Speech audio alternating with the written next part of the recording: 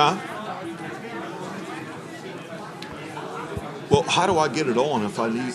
No, I mean, is it on all the time during the meeting? Hit that mic on, it'll come on. Oh, it will automatically for me?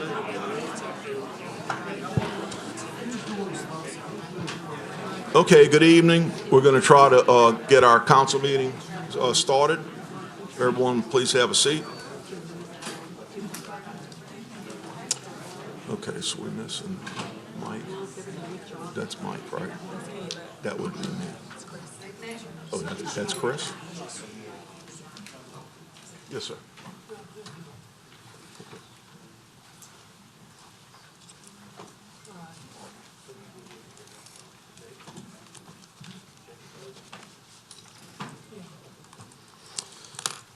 Okay, good evening, everyone. Welcome to our May regular Parish Council meeting. I would ask Ms. Martha Casbon, our councilwoman, to please lead us in a prayer, and then we'll have Councilman Mike Smith lead us in the Pledge of Allegiance. Please rise. Our dear Heavenly Father, we thank you for allowing us to come tonight to handle our parish business. Lord, I ask for your guidance and help us to make the right decisions for the people of this parish who we represent. We also want to ask for your blessings and our safe trip home, and thank you for everything that you have given us in this parish. In Jesus' name, amen. Amen.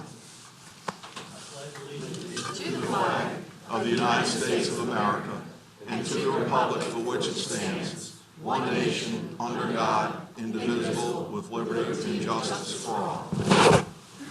Thank you.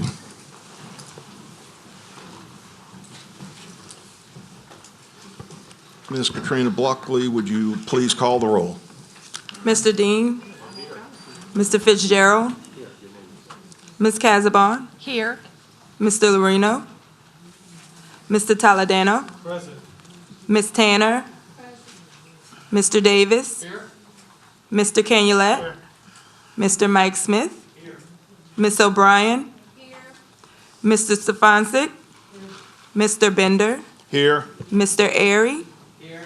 And Mr. T.J. Smith. We have a quorum. Thank you. Okay, I want to read this regarding public comment. A 3-minute time limit is established for each member of the public wishing to speak for or against an item on the agenda, except appeals, and I will announce what that time limit is when we get to appeals. To ensure that all speakers are heard, please hold cheers and applause.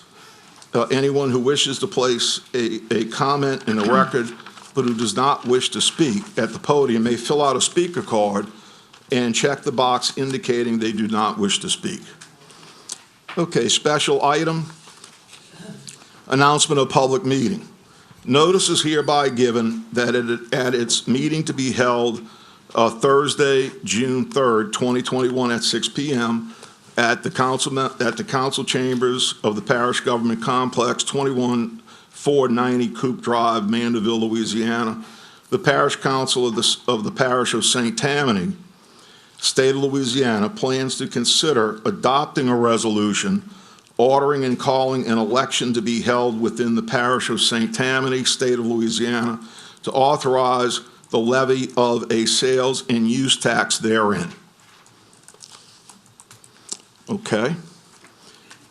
Presentations. We have a presentation number 1 to Kathy Foley for her dedication to St. Tammany Parish Recreation District number 1. We'll have Mr. Davis and Ms. Maureen O'Brien.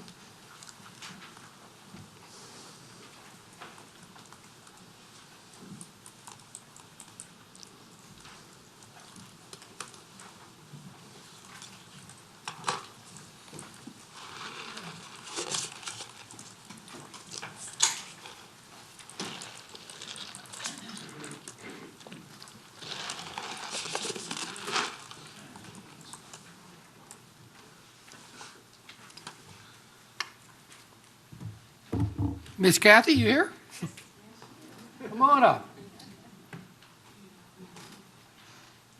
And I believe the DA Warren Montgomery wants to also come up. You'd like to come up, sir? Sure. And I see we have President Cooper and, of course, Maureen O'Brien here.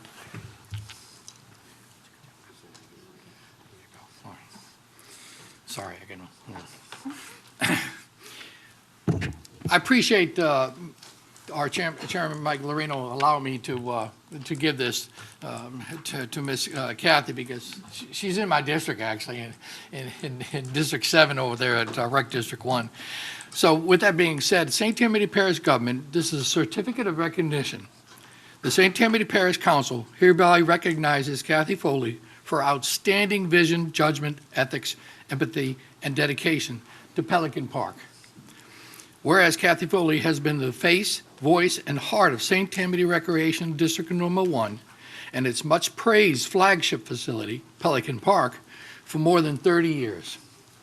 And whereas Kathy Foley, as the first director of the Pelican Park, has taken the park from the 50 acres it originally was to 500 acres that it is today. Whereas Kathy Foley has watched and supervised the maintenance of the 500 acres that it is today, Pelican Park now boasts 3 gymnasiums that can accommodate 7 basketball, volleyball courts, 32 top-of-the-line sports fields, a 46,000 square foot event center, a skate park, a dog park, volleyball courts, a health trail, over 3 miles of walking paths, plus newly repaved roads and parking lots. The park's newest addition, the Groves, is a multi-purpose area with small grass courts, a pond, a protected live oak grove, green space, and 8 outdoor lighted pickleball courts. I didn't know what that was at first, actually. The most at any one location in this state. That's pretty profound. There's also a satellite dog park walking trail to serve a concentrated area of apartments and condos in a remote part of the recreational district. And whereas Kathy Foley leaves Pelican Park in great shape, which overwhelmingly reflects positively on the recreation of St. Tammany Parish, as well as the profession in the state of Louisiana. Now, therefore, the 6th day of May 2021, Michael Cooper, Parish President, and Michael Lorino, Council Chairman and Councilman for District 4, along with the entire council here, take great honor in recognizing Kathy Foley for her outstanding achievements and honors.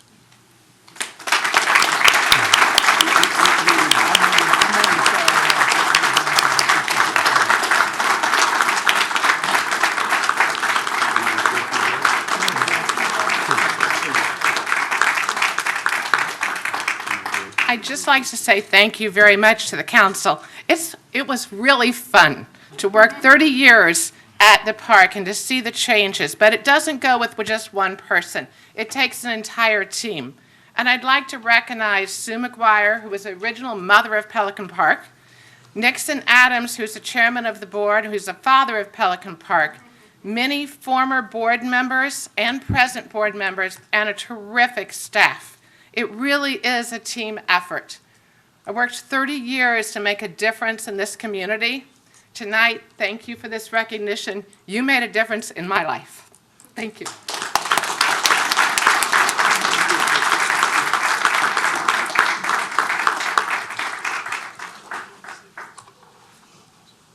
Thank you.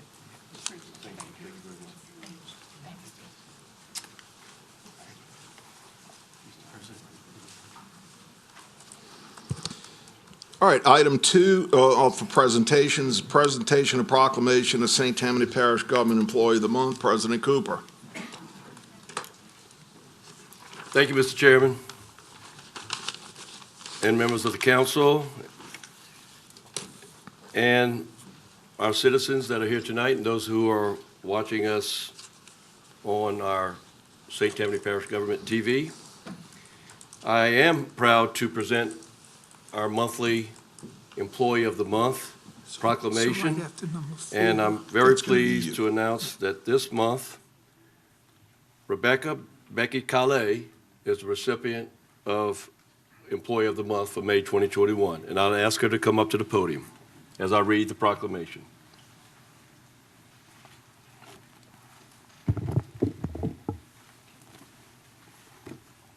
Thank you, Becky. Whereas Rebecca Becky Calais has served the people of St. Tammany Parish with distinction in the Permits Department for over 21 years, initially as a permit technician and working her way up to office administrator at the Slidell Permits Office in the Towers Building. Whereas Becky has an exceptional willingness and desire to help others, and she routinely goes above and beyond what's asked of her to ensure that the residents of St. Tammany Parish are provided with all pertinent permits and inspection services for the successful completion of their residential and commercial projects. And whereas Becky has an outgoing, positive, can-do attitude and has an extraordinary ability to make people feel at ease. And whereas Becky takes great pride in her work and is a valued member of the permits and inspections team. And whereas Rebecca Calais is an outstanding, devoted servant of St. Tammany Parish and performs her duties in an exemplary manner. Now therefore I, Michael B. Cooper, as parish president of this great parish, do hereby recognize the hard work, dedication, and accomplishments of Rebecca Calais as Employee of the Month, May 2021, and encourage all employees of St. Tammany Parish to thank her for her contributions and commitment to St. Tammany Parish. Congratulations, Rebecca. So proud of you. I'm going to give you this. Would you like to say a few words? Thank you very much. I just want to say it has been a pleasure to serve St. Tammany Parish citizens these past 21 years. Thank you. Thank you. Thank you very much.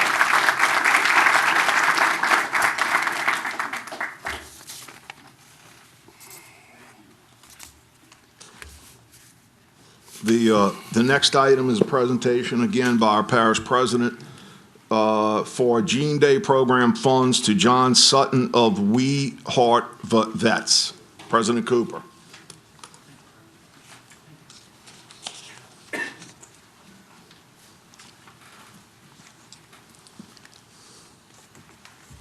Every 6 months, we present a check that is an accumulation of proceeds from our employees, our own St. Tammany Parish employees who contribute toward a different nonprofit.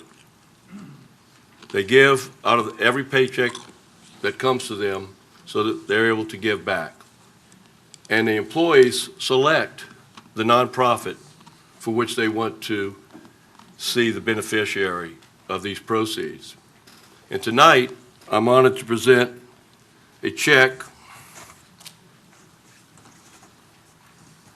to We Heart Vets for $4,948 on behalf of the St. Tammany Parish employees.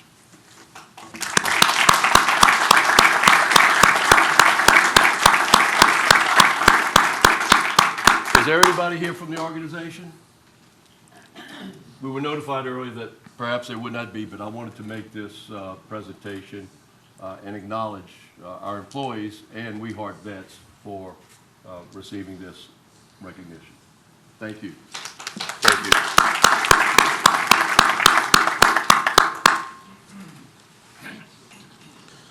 Thank you, President Cooper. Item 4 is presentation of proclamation to NAMI St. Tammany for Mental Health Awareness Month.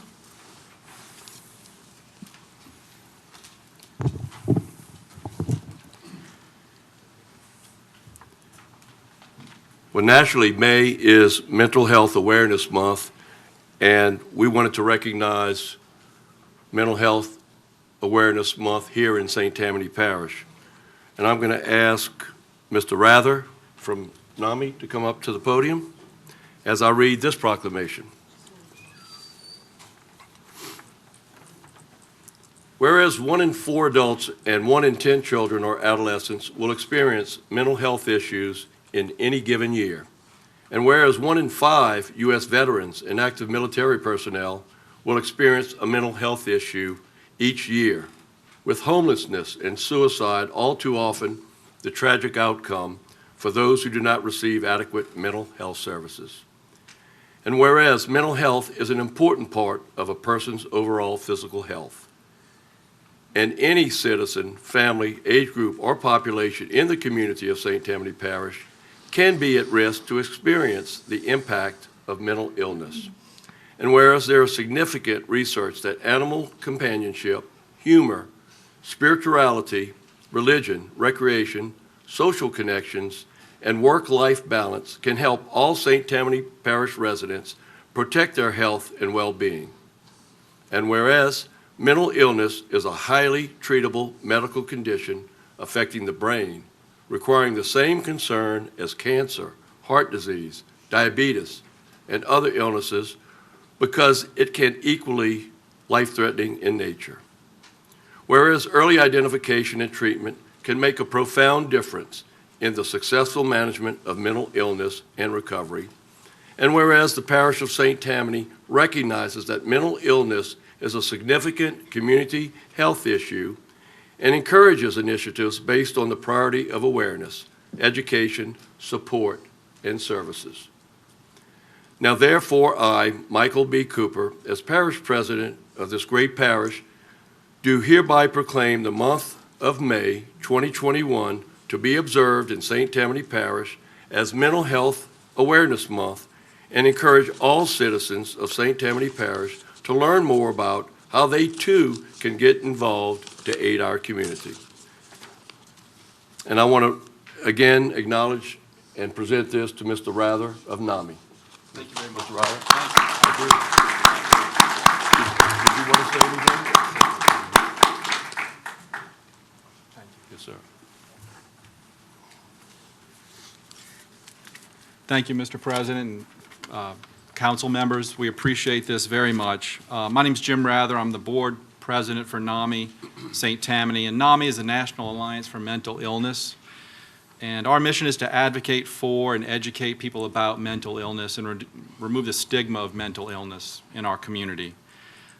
May is Mental Health Awareness Month. As President Cooper mentioned, it couldn't have come at a better time.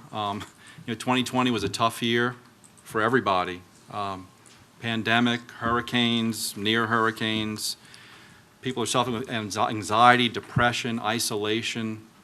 So it's a significant problem in our parish. And things are improving, but there are still challenges.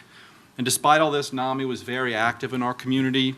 We've helped 21,000 individuals and families. We've had 1,400 people actually attend our group meetings, sheltered people, 400 nights of shelter. So we've done a lot in 2020, and in large part in support of the council and President Cooper.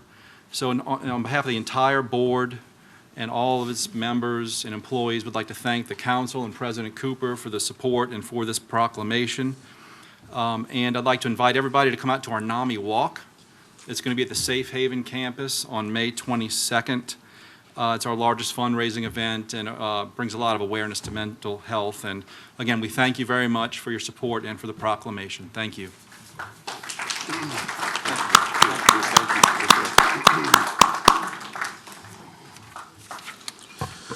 Thank you. Mr. Toledano. Mr. Chairman, thank you. I would ask for a point of personal privilege to extend the presentations by one more individual, one of our employees, with your permission. Absolutely. Thank you very much. Mr. Singletary, would you come up, Carl?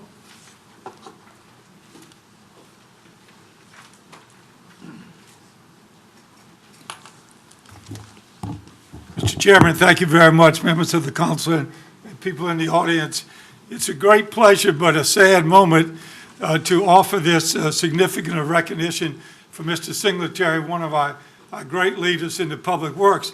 I thought maybe first I would trick him and ask for a resolution prohibiting him from moving from my barn to another barn, but I didn't know how well that would go over. But in all seriousness, Carl Singletary has been a long-standing employee of this parish.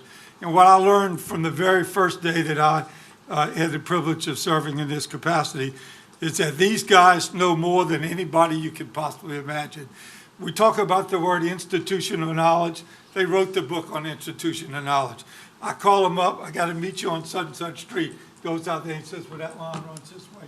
a little elevation problem here. He knows more stuff than you can possibly imagine.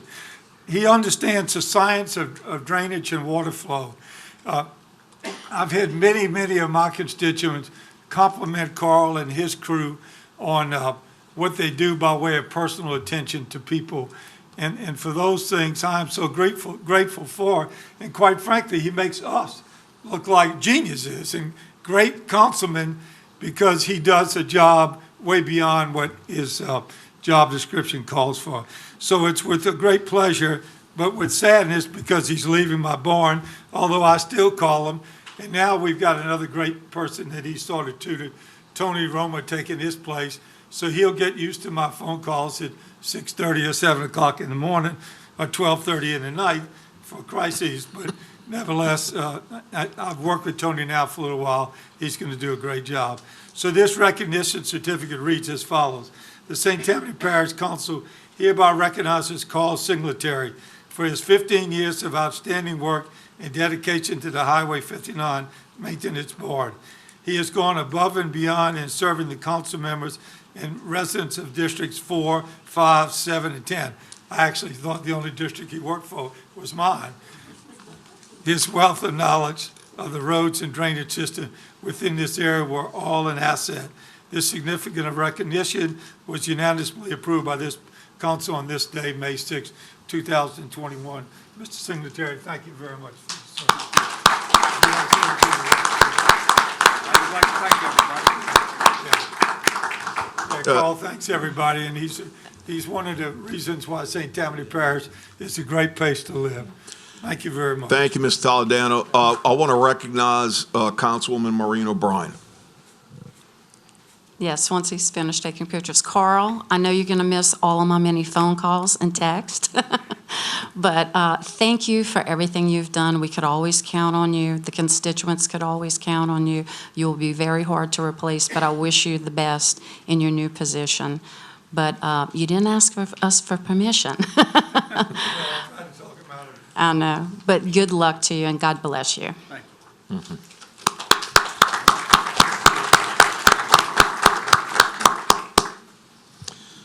Okay, moving to appointments. Item 1 is resolution to reappoint William Willie Richardson Jr., Lacey Sharp, Andrew Mendheim, and James Rogers to the St. Tammany Recreation District Number 12 Board. Ms. Casbon.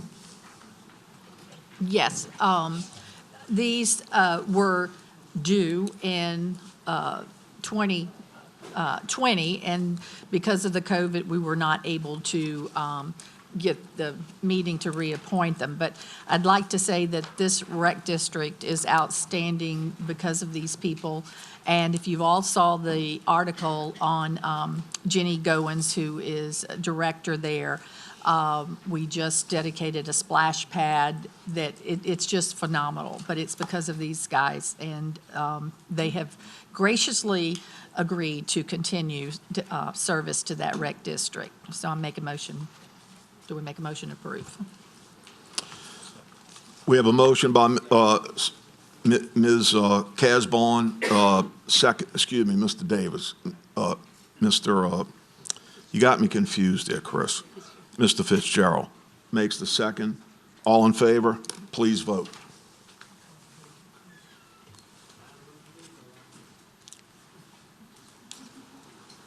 The motion is unanimous with one absent. Thank you. Item 2 is a resolution to appoint a new member to replace Anthony Alford, resigned on the Board of Commissioners for the St. Tammany Mosquito Abatement District. This is parish-wide. A notation, well, we have multiple nominees, so, excuse me one second. Multiple resumes. Now we need to take nominees. Right, correct. We have 2 people who have requested to be considered. Let's state it that way. And that is a Miss Kathy Townsend and a Mr. Clay Harper. And some of us may have received an item from the Director of Mosquito Abatement. I'm just going to reference that. So this will require a motion and a second by a council member for each of these two individuals to be nominated. So do we have a motion and a second? Mr. Stefanczyk? Yes, I nominate Kathy Thompson. Okay, motion by Mr. Stefanczyk, seconded by Mr. T.J. Smith to nominate Kathy Townsend. Please vote on that nomination.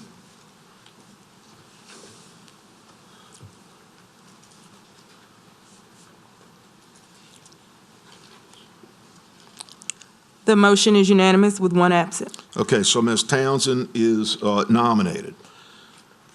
Now I need a motion and a second from the council members for a nomination for Mr. Clay Harper. Motion by Mr. Chris Canulet, seconded by Ms. Cheryl. All in favor of his nomination, please vote.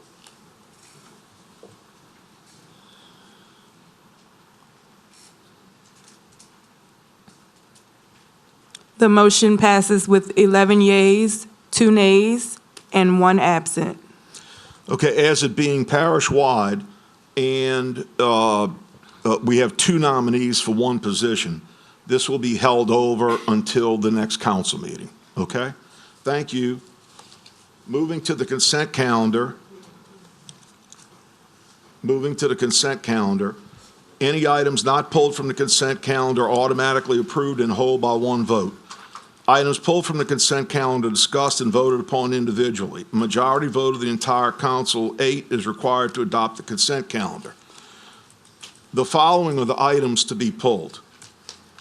Under ordinances for introduction, item 6, ordinance calendar number 6648. Item 14, ordinance calendar number 6656. Item 18, ordinance calendar number 6660. Item 19, ordinance calendar number 6661. Item 20, ordinance calendar number 6662. Item 21, ordinance calendar number 6663. Item 22, ordinance calendar number 6664. Item 23, ordinance calendar number 6665. Item 24, ordinance calendar number 6666. Item 25, ordinance calendar number 6667. Item 26, ordinance calendar number 6668. Item 27, ordinance calendar number 6669. Item 28, ordinance calendar number 6670. Item 29, ordinance calendar number 6672. 71. Item 30 is ordinance calendar number 6672. Item 31 is ordinance calendar number 6673. Item 32 is ordinance calendar number 6674. Item 33 is ordinance calendar number 6675. Item 34 is ordinance calendar number 6676. Item 35 is ordinance calendar number 6677. Item 36 is ordinance calendar number 6678. And item 37 is ordinance calendar number 6679. Those are the ordinances for introduction to be pulled. Does anyone from the council, the administration, or the public wish to pull any other item? Seeing none, we'll move to, excuse me? Resolutions. No, I am moving to resolutions. Yes, Mr. Stefanczyk. I have a question about number 3, ordinance calendar number 6645. I just want to make sure of what we're bringing in. At that stage, it says sewage and water, and I would certainly want an explanation of how that's going to happen and why, considering the Tammany utilities thing and a few others. I just want to know what we're getting into and where. So I would hope at the next meeting that we have agenda review, that would be explained. Thank you. Okay, so that was item 3, ordinance calendar number 6645 under ordinance for introduction that was pulled, and so noted. Thank you, Mr. Stefanczyk. Mr. Airy. Did you pull resolution number 4, item? I'm getting ready to pull Okay, resolutions. sorry. Yes. Anyone else under ordinances for introduction? Okay, seeing none, moving to items to be pulled under resolutions. We have item 4, CS number C-6453, and we have item 5, CS number C-6454. Does anyone from the council, the administration, and the public wish to pull any other resolutions? Okay, thank you. So I need a motion and a second to adopt the consent calendar for items that have not been pulled. Motion by Mr. Canulet, seconded by Mr. Dean. Any discussion? Please vote.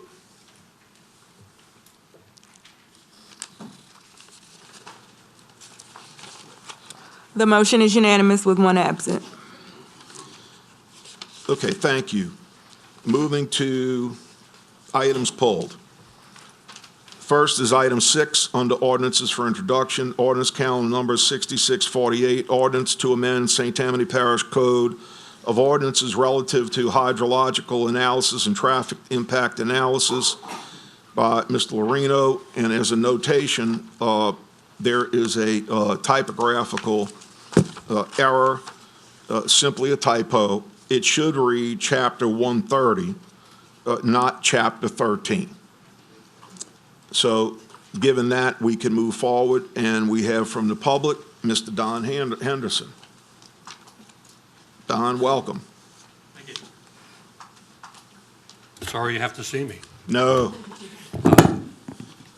As you know, for years, Doc Martin has been standing before the council and the zoning commission, the planning commission, touting the dangers of all. Don, can you hold on one second? The Yes. lavalier fell off the mic and we can't hear you. Yeah.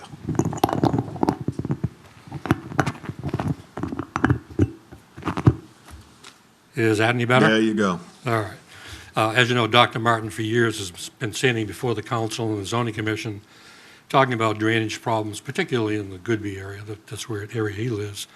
Unfortunately, he is unable to be here this evening and has asked me to come up here and thank you folks for putting forth the beginning of what we hope are many changes to come relative to drainage and zoning.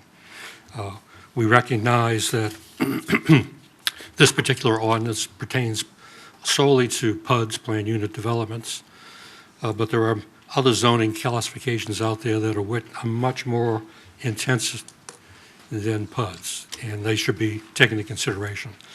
With that said, when we went before the zoning commission, we looked at the proposal that was put forth by the council, and there were a lot of mays. You may ask for this, you may ask for that. And there had to have been, in our minds, some area specific where it was going to be required. And we put forth a suggestion to the zoning commission that if the zoning change is going to take place in a critical drainage area, that hydraulical analysis shall be required. And they went along with that, and they put it in as you've seen. It's been referred back to you. Subsequent to that meeting, a number of people have come up to us and suggested that there may want to be further amendments to this. We didn't address traffic, even though there are areas in the parish where some of your roads right now fail, and they perhaps should have traffic studies at the zoning level, but we're not doing that yet. But with regards with drainage, we've been asked to put forth to the council to recommend a change to this to add hydraulical analysis shall be required in critical drainage areas or flood zone A areas. Okay. Those seem to be the two areas that are the most critical within the parish, and they're easily identifiable. The critical drainage area is identified via a map on the parish's website. So with that said, that was our request if you should so entertain. Thank you, Don. We appreciate that. You may stay in case anyone has any questions. Does anyone have any questions for Mr. Henderson regarding his comment and what he and the citizens are asking to be added? No comments on that, okay. So we have the item as is, and I will have to assume from Mr. Henderson's comment that he's offering on behalf of the citizens in this area, and this is in Mr. Lorino's area from what I see, or at least he supported this.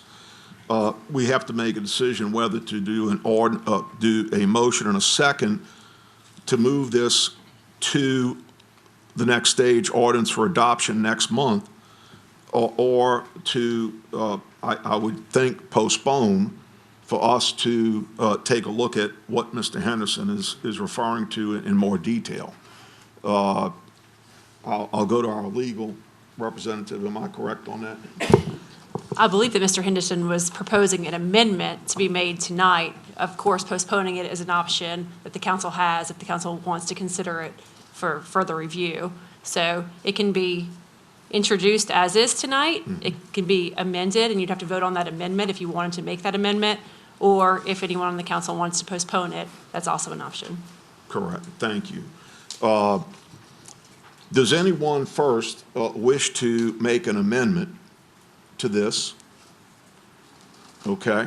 I would, Mr. Dean. I think what Ms. Casabon had, but Excuse me, Ms. Casbon. On that. Yes, I would like to go ahead and make sure that we've worked very hard to get to this point.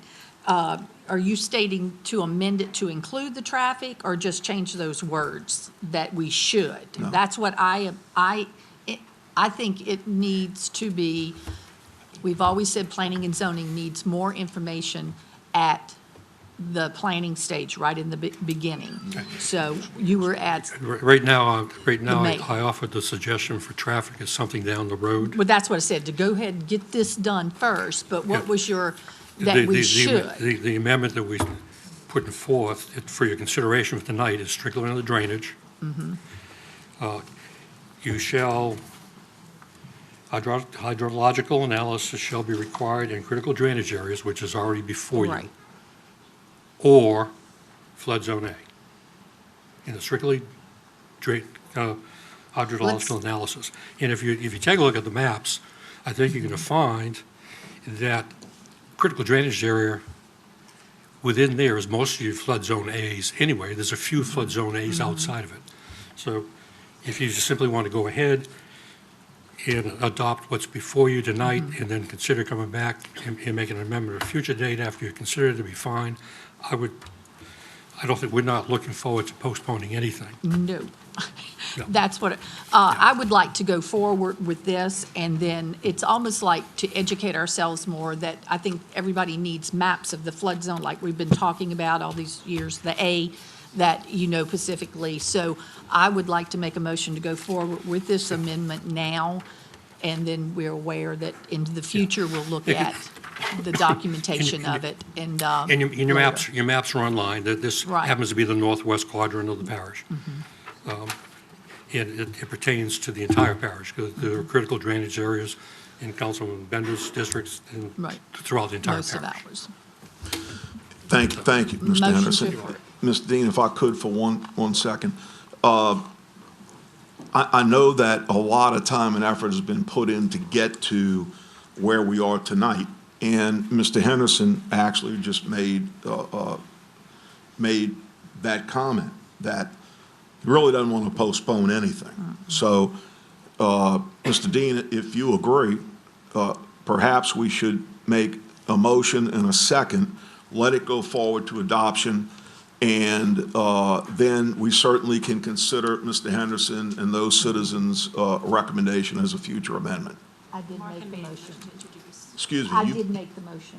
Oh, excuse as me, it is Ms. now, Martha. And then in the future, so. My apology. No I problem. didn't understand it that I'm way. about second to that. you. When we all get up there, you'll be able to hear us. Just, as this is is. without the traffic, as is. Let's get this in to where our planning people can get more information Right. up front for right now. And then we'll proceed, add a little at a time. So I Okay, made a motion to approve. okay. Thank you, Ms. Martha. I have a motion to introduce item 6, ordinance calendar number 6648, okay, as is with the correction of chapter 130 instead of chapter 13. I have a second by, it was Mr. Dean, and no vote. Mr. Soche, we don't have a card on you, so you're good? I saw you trying to get my attention. You're good. I'd like to say something if I could. Okay, well, you need to put a card in. I have a card, has a different ordinance number on it, You trying to give me trouble tonight, Mr. Soche? but I can also speak at the next meeting when y'all. Yeah, it'll be coming up for adoption, but we certainly will consider and thank Mr. Henderson for his comments, and we can consider that at a future meeting. Thank you. All right, next item is, no, it's ordinance for introduction, so motion and a second. The next item is ordinance calendar number 6656. This is number 14, an ordinance amending the official zoning map of St. Tammany Parish to reclassify 93.3 acres to A3 Suburban District and PUD, Plan Unit Development Overlay, Ward 8, District 9. And we have a substitute ordinance provided by Development. Mr. Mike Smith, this is also in your area. Can Development, excuse me? Wait, what, excuse me? Oh, okay. Does Development wish to speak on their substitute ordinance? And I can address it, too. Sure. And I can address this as well. We'll go to legal. This was a zoning case, and it needed to be amended as introduced because it was only a 14.22 acre tract that was being rezoned, and then there was also a major amendment to a PUD. So I had recommended changing the language in the ordinance to be introduced tonight to just recognize that 14.22 acres that are actually being rezoned. The density is not changing, it's staying as A3, it's just being added to the PUD, and the major amendment language is added also to just the whereas section of the ordinance. And there also, just the title needed to be corrected to recognize the underlining zoning as it exists as A3, and it'll be amended to A3 and PUD. So we will need a motion to substitute the ordinance and then just a motion to introduce with a second. We have a motion to substitute the ordinance by Mr. Smith, seconded by Mr. Dean. And we need a vote.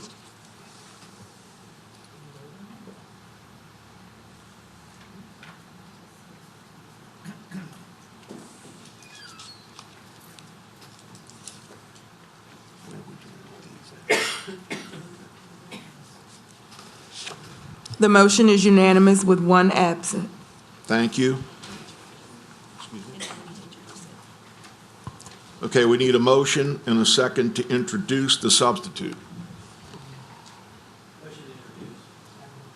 Motion by Mr. Mike Smith, seconded by Mr. Davis, and that's all. Next item pulled is 18, ordinance calendar number 6660, ordinance to extend a 6-month moratorium on property in the area bounded by I-12, Highway 59, Sharp Road, and Highway 190, being a portion of Little Creek, Ponchatoula Creek, Bayou Tetlua, and Bayou Chinchuba drainage, Ward 4, District 5. This is Mr. Toledano, moratorium extension requirements. Yeah, thank you very much, Mr. Chairman. This particular extension is requested because there are still studies being undertaken. And if you allow me to find my notes for 1 second, please.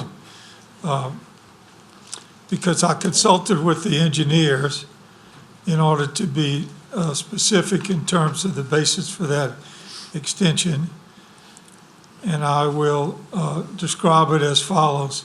This particular area, Angelica Estates, is subject to an active building moratorium due to the fact that there's a stormwater detention pond that's not been constructed as of yet. And so any development within this moratorium would need to provide on-site detention, before it can be released from the active moratorium. So we're not there yet in construction. On that basis, I move that the matter be extended, the moratorium. Thank you very much. What number were we talking, 66? Okay, second, let me say this, though. Ms. Toledano. Yes. Because under the current moratorium law, ordinance that was passed, and I know that's a subject tonight for amendment. Correct. But currently, the existing one that is in place requires each council member who wants to extend to supply our council administrator, Ms. Carlin, with a letter.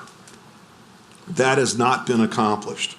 And we discussed this prior to the meeting, myself, Ms. Carlin, and Ms. Emily.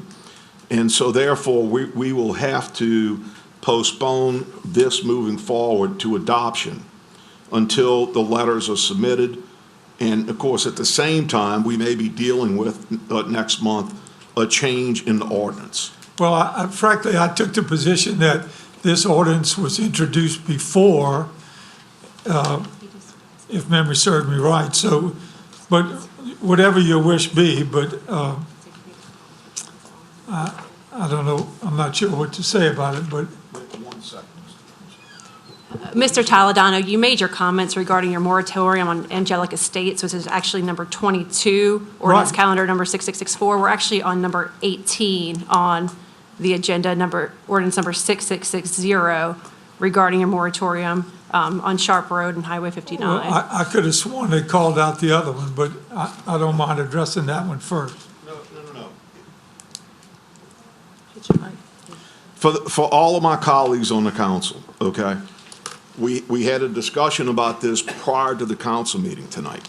We have a situation with these extensions, okay, that we have requirements in place right now that this council voted on, okay, which put it in as ordinance. The requirement for not only Mr. Toledano's, but others on this list moving forward tonight have not been met by our own requirements, which is the letter to our council administrator. So, if everyone will understand that point made by myself, but also backed up by Ms. Emily and Ms. Carlin, then I think tonight we can simply say on each one of these, we need to postpone until next month. Sure, and I'm comfortable with that, and on your suggestion, Mr. Chairman, I move to postpone ordinance calendar number 6660, number 18 on our agenda, and then I will simultaneously move to postpone the other one, but we'll take them. Excuse me. You probably want it one at a time, you want us to vote? Mr. Toledano, Yeah. we are going to make sure that you and Carlin are in agreement on this.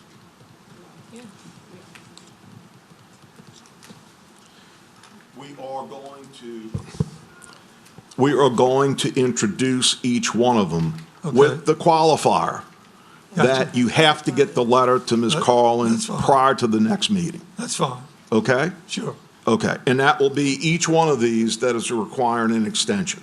got you. Okay, thank you. Okay, so, Mr. Toledano, do you want to make a motion? To introduce item number 18, ordinance calendar number 6660. Yes, sir. Move for introduction. Seconded by Mr. Fitzgerald. Okay, thank you, Mr. Toledano. No problem. Item 19, and this will be the same rule, is ordinance calendar number 6661, ordinance to extend for 6 months the moratorium for the construction or placement of any commercial building structures on property having access to and or fronting on Brewster Road, Ward 1, District 1, Mr. Dean. Yeah, Mr. Chairman, I'm going to pull that. You are going to pull it? I am. Okay. We have a motion by Mr. Dean to pull it, seconded by Mr. Canulet. Any discussion? Okay, we need to vote on pulling it. Please vote. You mean remove it by pulling it? Correct. Remove it, That's yes. a country term for remove, pull. Yeah, thank you. Or remove. It's incredible. I understood what you meant, I knew Mr. you Dean. did. We like that. They're tight.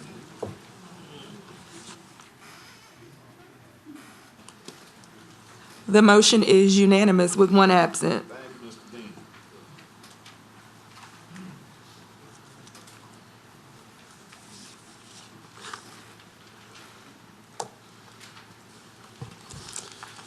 Next item is item 20, ordinance calendar number 6662, ordinance to extend for 6 months the moratorium on property within precincts 102, 112, and unincorporated portion of precinct MD1 located in St. Tammany Parish Council District Number 4. Again, a moratorium for extension requirements, so we would need a motion and a second. And Mr. Lorino, when he's back, he will be able to submit that letter to Ms. Carla. So moved. Motion by Mr. Toledano, seconded by Mr. Fitzgerald. Thank you. Item 21 is ordinance calendar number 6663, ordinance to extend for 6 months the moratorium on property within a portion of voting precinct 914, Ward 8, District 14, and we have the same issue here, Mr. Smith, Mr. D. Smith. Thank you, Mr. Chairman. I'd like to bring everybody's attention to the ordinance and the third whereas in that ordinance 6663, where it says to protect and preserve the health, safety, and property interests of residents from the adverse effects of traffic and flooding hazards resulting from intensification of development within a certain portion of incorporated Ward 8, Council District 14 of St. Tammany Parish. We found that it was necessary to enact this moratorium to allow sufficient time for review of existing land uses and to formulate measures to protect residents in and near the area more fully described within this ordinance.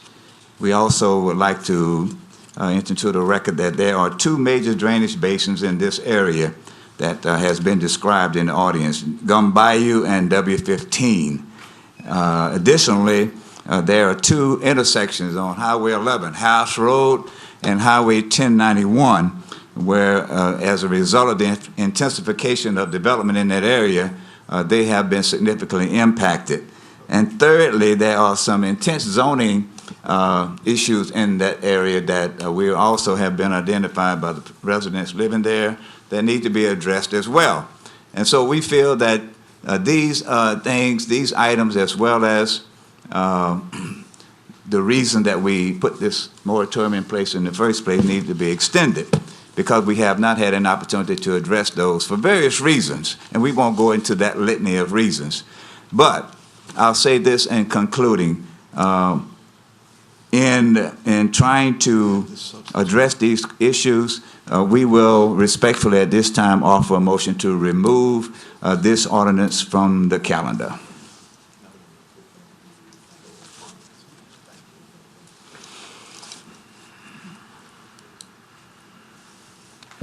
Thank you, Mr. Smith. I was getting advice on another one coming up. Did you make a motion? Yep. Thank you, sir. And we have a second, Mr. Harry. Okay, thank you. Moving on, next item is 22. No, it's for introduction. It's for introduction. Excuse me. Excuse me 1 second, guys. I'm sorry. Forgive me a little bit, okay? I'm trying to get legal advice on something. It's working. No, I appreciate the comments, but I was listening to what Miss Emily was You're going to saying. ask me again? Mr. Smith. Mr. Smith, Yes, sir. I apologize. Did you make a motion to remove? In lieu of the fact that it is, this council wants to not protect the interests of these residents, yes, I made a motion to remove.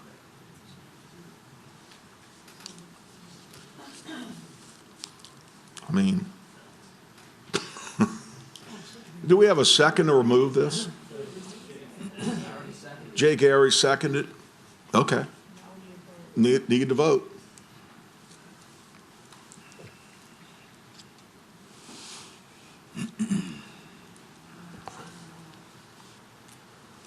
The motion passes with 12 yeas, 1 nay, and 1 absent. Thank you. The next item is item number 22, ordinance calendar number 6664, ordinance to extend for 6 months the moratorium on the opening of new streets in Angelica Estates, Ward 3, District 5. Mr. Taldana, you've already given us your comments on that. You want to make a motion, introduce? Yeah, after providing detailed comments that were uselessly provided in this meeting, I move to postpone. Okay. Wait, you making a motion to postpone or introduce? Motion to introduce, excuse me. Okay. Pardon me. Motion to introduce. Motion to introduce, I'm correct. sorry, Mr. Dean has me chuckling. Pull yourself together. Motion to introduce by Mr. Taldano, seconded by Mr. Canulet. Thank you. Well, you confused yourself, too. Next item is number 23, ordinance calendar number 6665, ordinance to amend the 2021 operating budget amendment number 6, finance item. This item contains a typo. A substitute ordinance has been distributed. Ms. Long. Yes, Chairman Bender, or Vice Chairman Bender. On Fund 502, there was a typo error in carrying a number over to the third column, so. Yeah, I saw that. Okay, thank you. So do we have a motion on the substitute? Motion by Mr. Canulet, seconded by Ms. Sherrill. And that's it? No, you need Well, to excuse vote. me, need to vote on the substitute. All, please vote.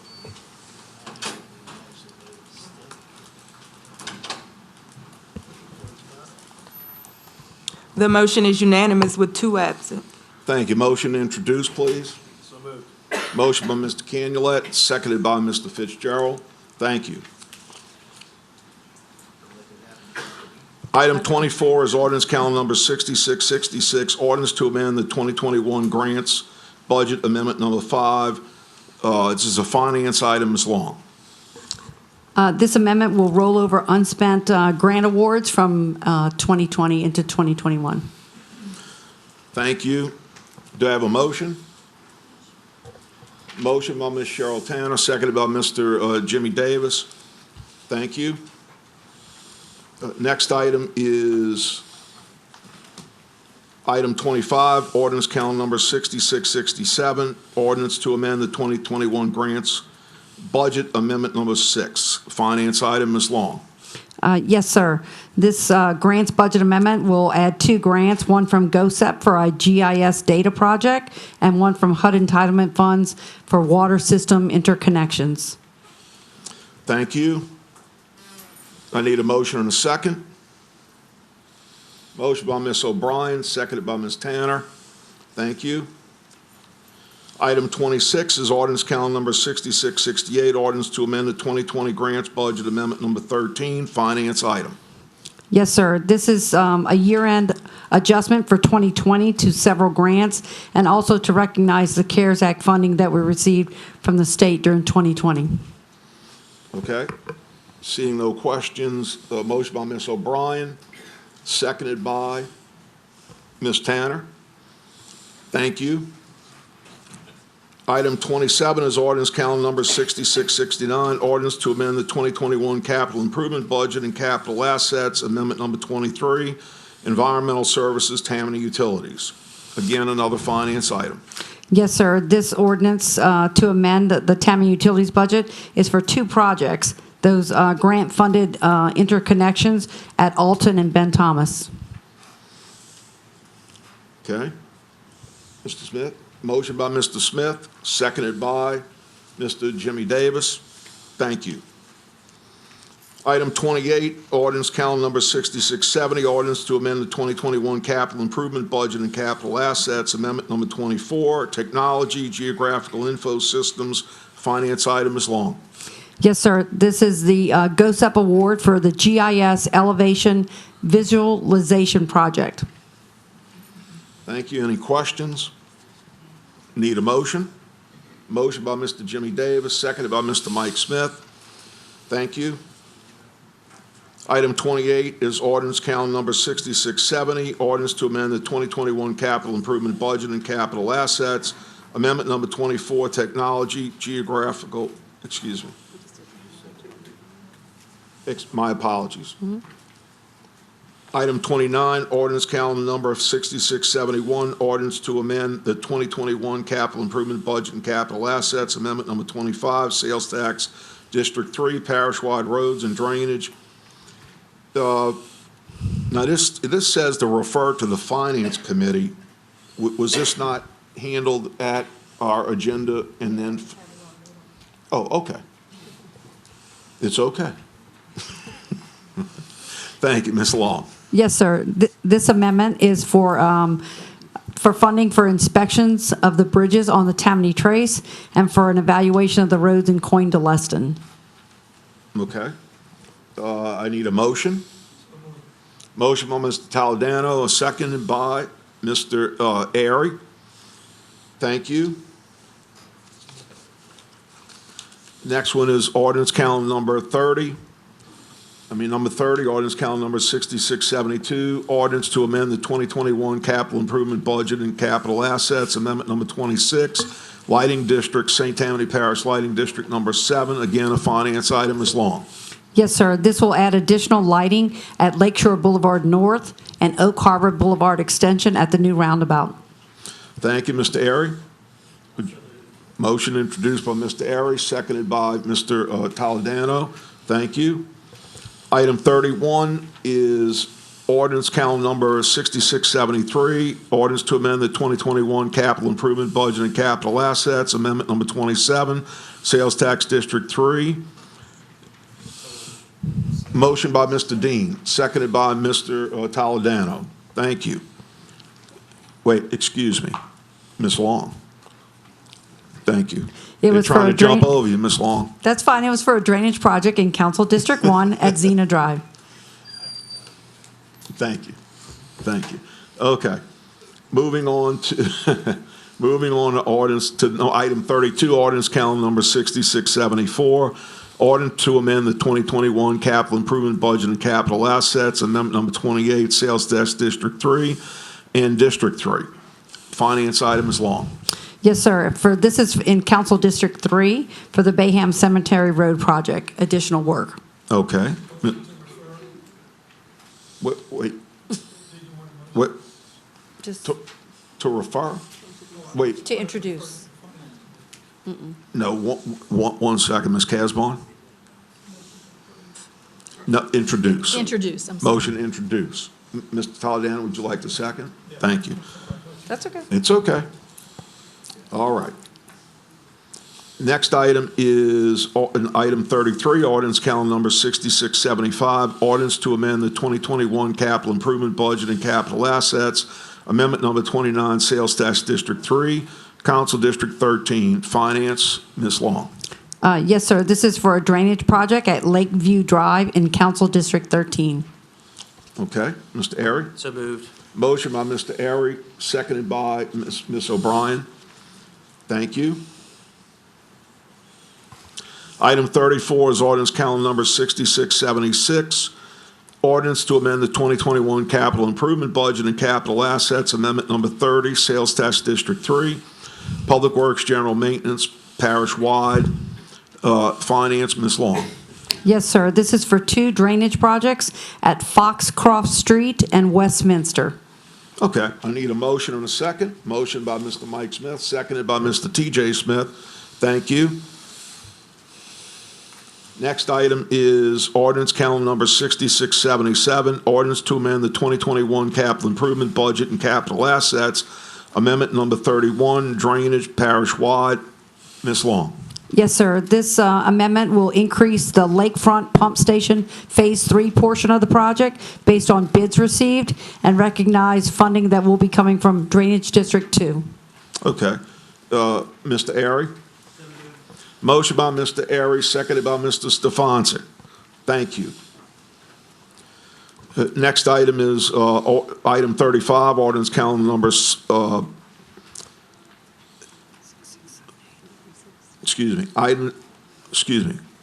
Yes, I appreciate that, yes.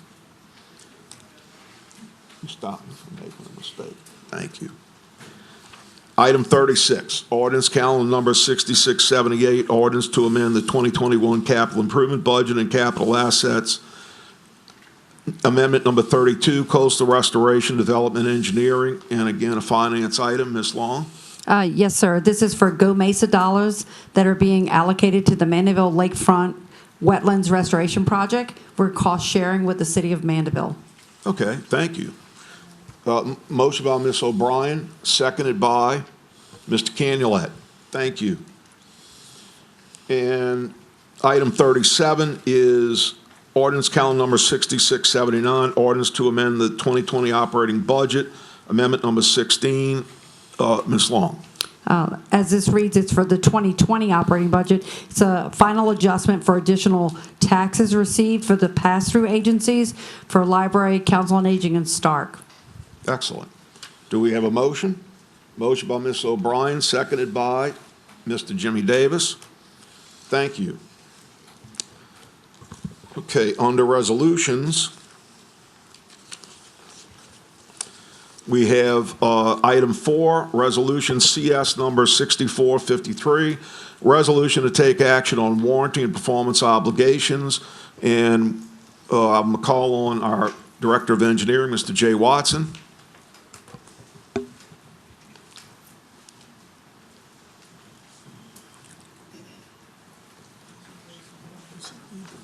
Excuse me.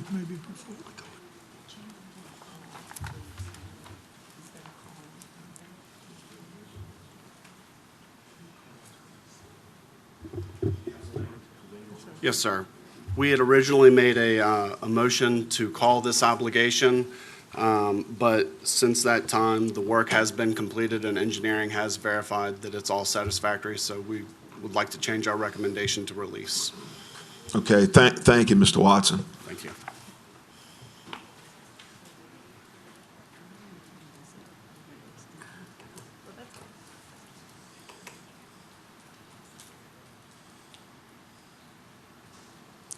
Okay, so based upon Mr. Watson's recommendation, we're going to need a motion to release the warranty obligations.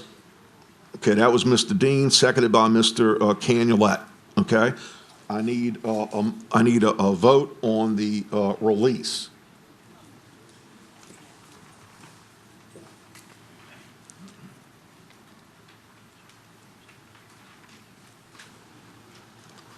The motion is unanimous with one absent. Okay, thank you. Now I need a motion and a second to move forward on this amended warranty obligation. Motion by Mr. Airy, seconded by Mr. Canulette. Thank you. Need a vote? And please vote.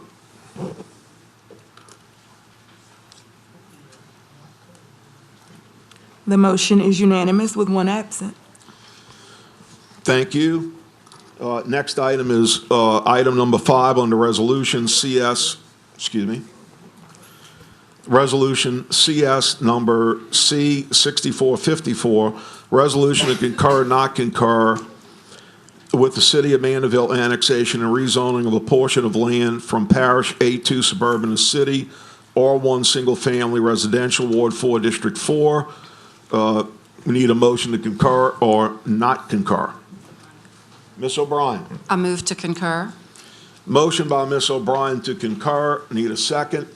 Seconded by Mr. Canulette. Please vote.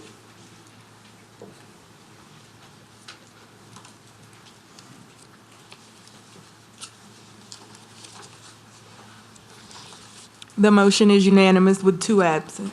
Thank you. Okay, we have a request from Mr. Toledano, which I'm going to go along with, to go to ordinances for adoption, item 2. There's a conflict in a meeting schedule, and so therefore we'll be polite. Is that what you'd like to do, Mr. Toledano? That's exactly correct. Okay, so Mr. Toledano, let's go to you on ordinance for adoption, item 2. Thank you very much. This matter is a zoning matter involving the area we call Alamos Placer. Mr. Shane's group and the private citizens who have an interest area and are continuing to work together on that basis, I move that that matter be postponed. Thank you, Mr. Toledano. Motion to postpone, seconded by Mr. Dean. All right, please vote.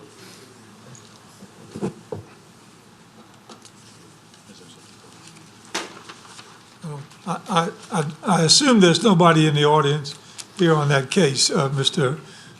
Bender. I'm assuming because I don't have a card. Right, same here. Yes. But just out of an abundance of caution. I don't see anyone, so apparently that is the case. Thank you. With a verbal yes from Mr. Airy, the motion is unanimous with 2 absent. Thank you. Moving to appeals. Item 1 is Krista and Zachary Miller appealing the zoning commission denial on April 6th, 2021 to rezone 1.94 acres located on the south side of Louisiana Highway 22, west of Oak Park Road and east of August Island Road, Madisonville, from NC4 Neighborhood Industrial District to HC2 Highway Commercial District, Ward 1, District 4. And I will note, and then we'll see if both sides agree, I've received a note to postpone until the June meeting from Councilman Lorino, whose district this is in. So do we have anyone here, Krista or Zachary Miller? Okay. No, anyone from the opposite side? We don't have any cards. Okay, sir?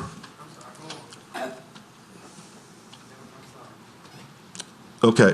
Not seeing any comments from the audience, okay? Mr. Bender, thank you very much. Mr. Lorino has asked that I move to postpone that matter, and therefore I so move. Motion by Mr. Toledano, seconded by Ms. O'Brien, to postpone until the June meeting. Please vote.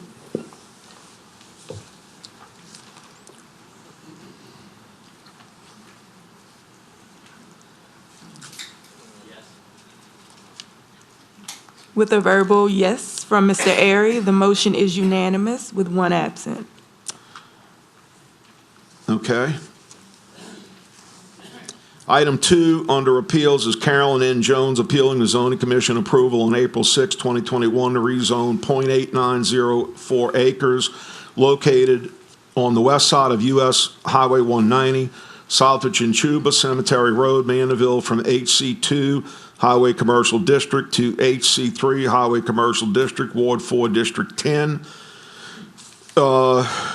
Ms. Jones, excuse me. Mr. Morone, I do know, I'll be happy to call on you first on this. I do know that we have some agreements with the neighbors. That's correct. Is Ms. Jones here? Yes, I am. Okay, Ms. Jones, because I called on you, you're appealing it, okay? Yes, I have been. Yes. Yes, ma'am.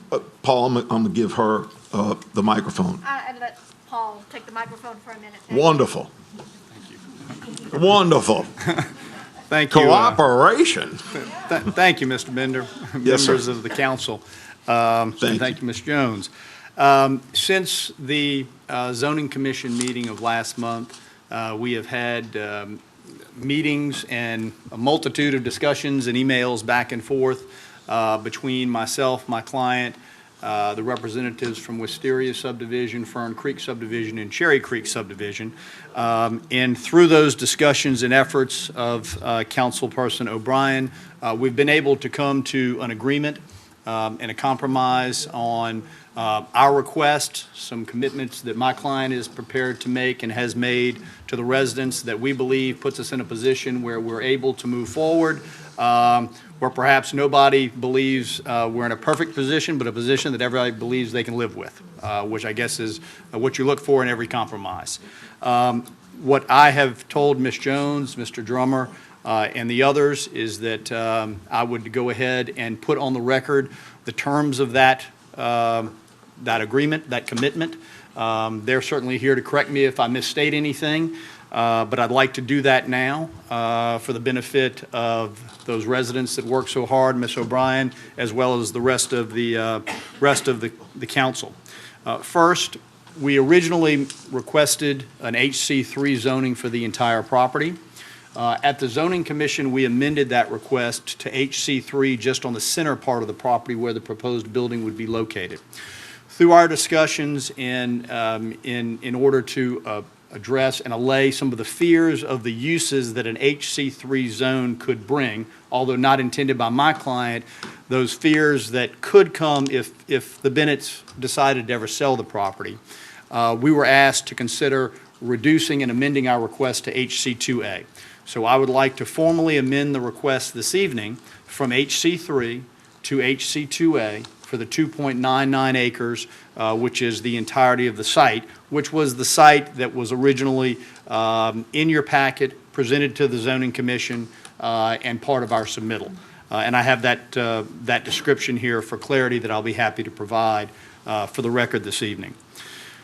In addition to that amendment, my client has agreed to construct a new 8-foot wooden fence along the common property line between the lots in Wisteria and the subject property.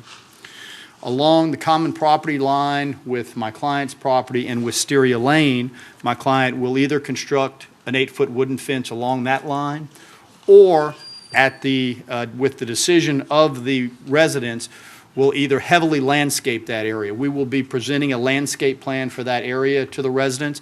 They will then have the opportunity to choose if they would prefer the landscaping, we will install it. If they would prefer the 8-foot wooden fence, we will install that at their discretion. The existing brick exterior that rings the property will remain throughout the redevelopment of the property. The existing signage on the front of the property will be replaced with a non-backlit sign and with spotlights that point at the sign. There was an issue with light emanating from that sign, particularly for Cherry Creek across the roadway, and so we've agreed to replace that sign in accordance with the specifications I just mentioned. The new building will have no lighting over 9 feet in height, other than the porte-cochere area, where, of course, there'll be some lights that will come on when people are there unloading. However, all of the lights located on the building will be downlit, so they'll be pointing down. There will be no lighting that is pointed directly into or on any of the residential homes that are abutting the property. Also, any of the lights that would be on the exterior buildings that will remain will be no higher than the eave of those buildings. Finally, my client has agreed to make every effort to use a stucco type or smooth non-corrugated facade for the building exterior. There was a great deal of discussion. We understand that's a very sensitive issue. It is an issue that is somewhat left open, unfortunately, because of the inability with the supply chain problems to get availability, pricing, and details on that. But we understand the request. I believe they understand the challenges that we have being able to guarantee that tonight, but we are committed to make every effort to comply with that moving forward with the project. With those commitments on the record, with the amendment to the HC2A for the entire 2.99 acres, we would respectfully request the council consider introducing an ordinance that would rezone the property to HC2A in recognition of the commitments and the hard work that all these people have put in to get us to this point. And I'll yield to Ms. Jones and Mr. Drummer. And Mr. Marone, if I could just point out, you said that you were amending the request to 2.99 acres. The application says 2.55 acres. Sorry, you're correct. It's 2.55 acres. Thank you. Thank you, Ms. Cuvillon. Okay, thank you, Mr. Marone. Ms. Jones? Thank you. Wisteria Lane is a very small one-street subdivision, and most of the residents are either over 60 or under 10. You know, we really don't want to be disrupted very much at this stage of our lives, which unfortunately this project will disrupt us. Nevertheless, the president of the Wisteria Lane Homeowners Association, Tori Drummer, did an excellent job of gathering and canvassing and bringing together many little tiny subdivisions that surround this mini warehouse. And this big bad attorney here, who represents the Bennett brothers. And Tori did an excellent job at driving consensus, which is, I believe, you don't all agree, but you can all live with it, right? Mm-hmm. So based on that, I want to recognize Tori Drummer, and also I wish the Bennetts were doing something a little more philanthropic with that property. Nevertheless, we recognize their rights, and I drop my appeal. Okay, Mr. Drummer, and please state your name and. Hi, my name is Tori Drummer. I live at 142 Wisteria Lane, and I am currently the president of the Homeowners Association. Paul, I appreciate your effort in working with us and coming to a equitable resolution. In the listing of the agreement, there was one thing that you did not mention. It's the landscaping between the existing brick wall and the new-to-be constructed fence. So I just wanted to make sure that was in the record as well. Otherwise, we have reached an agreement that all parties are at least somewhat satisfied with. And I thank you for your time. And I don't know if the representatives from Fern Creek would like to speak or not, but I've been deputized to say that Cherry Creek has also agreed to this agreement. Thank you. All right, well, thank you. I do want to recognize to see if they would still wish to speak, those who have filled out cards, speaker cards, and is Ms. Amanda Martin here? Wait 1 second. Ms. Martin? Ms. Martin, okay, do you still wish to speak? Okay, thank you, ma'am. Mr. Drummer just spoke, and Mr. Kenneth Huffman, do you?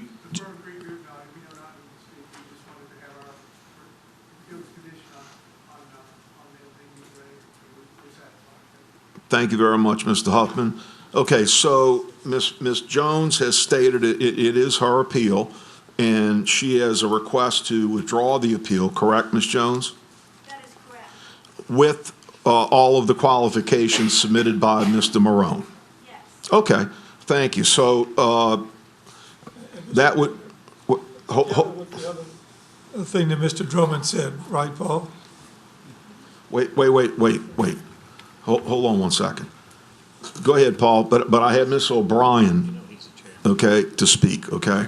Go ahead, Paul. Just for clarity, the one item that I omitted that Mr. Drummer had mentioned, we did agree to that, and that is part of the stipulation, the agreements that we wanted to put on the record. Great, wonderful. That was you. Thank you very much. Yeah. Ms. O'Brien. Okay, well, before I go ahead and make my motion, I did want to thank everyone. I did hear from quite a few people, and I did want to specifically mention Tori Drummer, Lindsay Reynolds, Diane Huffman, and Amanda Martin. They did an excellent job. They were very professional. It was a pleasure to work with all of these people, and I thank them for all of their hard work. So based on the agreement and the stipulations mentioned by Mr. Marone, I'd like to introduce an ordinance to rezone 2.55 acres located on the west side of US Highway 190, south of Chinchuba Cemetery Road, Mandeville, from its current HC2 zoning to an HC2A. Okay, so I need a second on that. Mr. Fitzgerald. Okay, thank you. So the item has been removed, so everyone understands, and we have the motion and the second, and we'll move forward on it next month. Thank you. All right, item number 3 is James E. Powell, Kyle Associates, LLC, appealing the zoning commission denial on April 6, 2021. Thank you. To rezone 1.53 acres located on the south side of Louisiana Highway 22 and the east side of Highline Road, north of Cope Road, being lots 9 and 10, Florida Lorraine subdivision, Madisonville, from A3 Suburban District to HC2, Highway Commercial District, Ward 1, District 4. We received a note that Mr. Lorino would request a postponement until the June meeting when he is available to attend.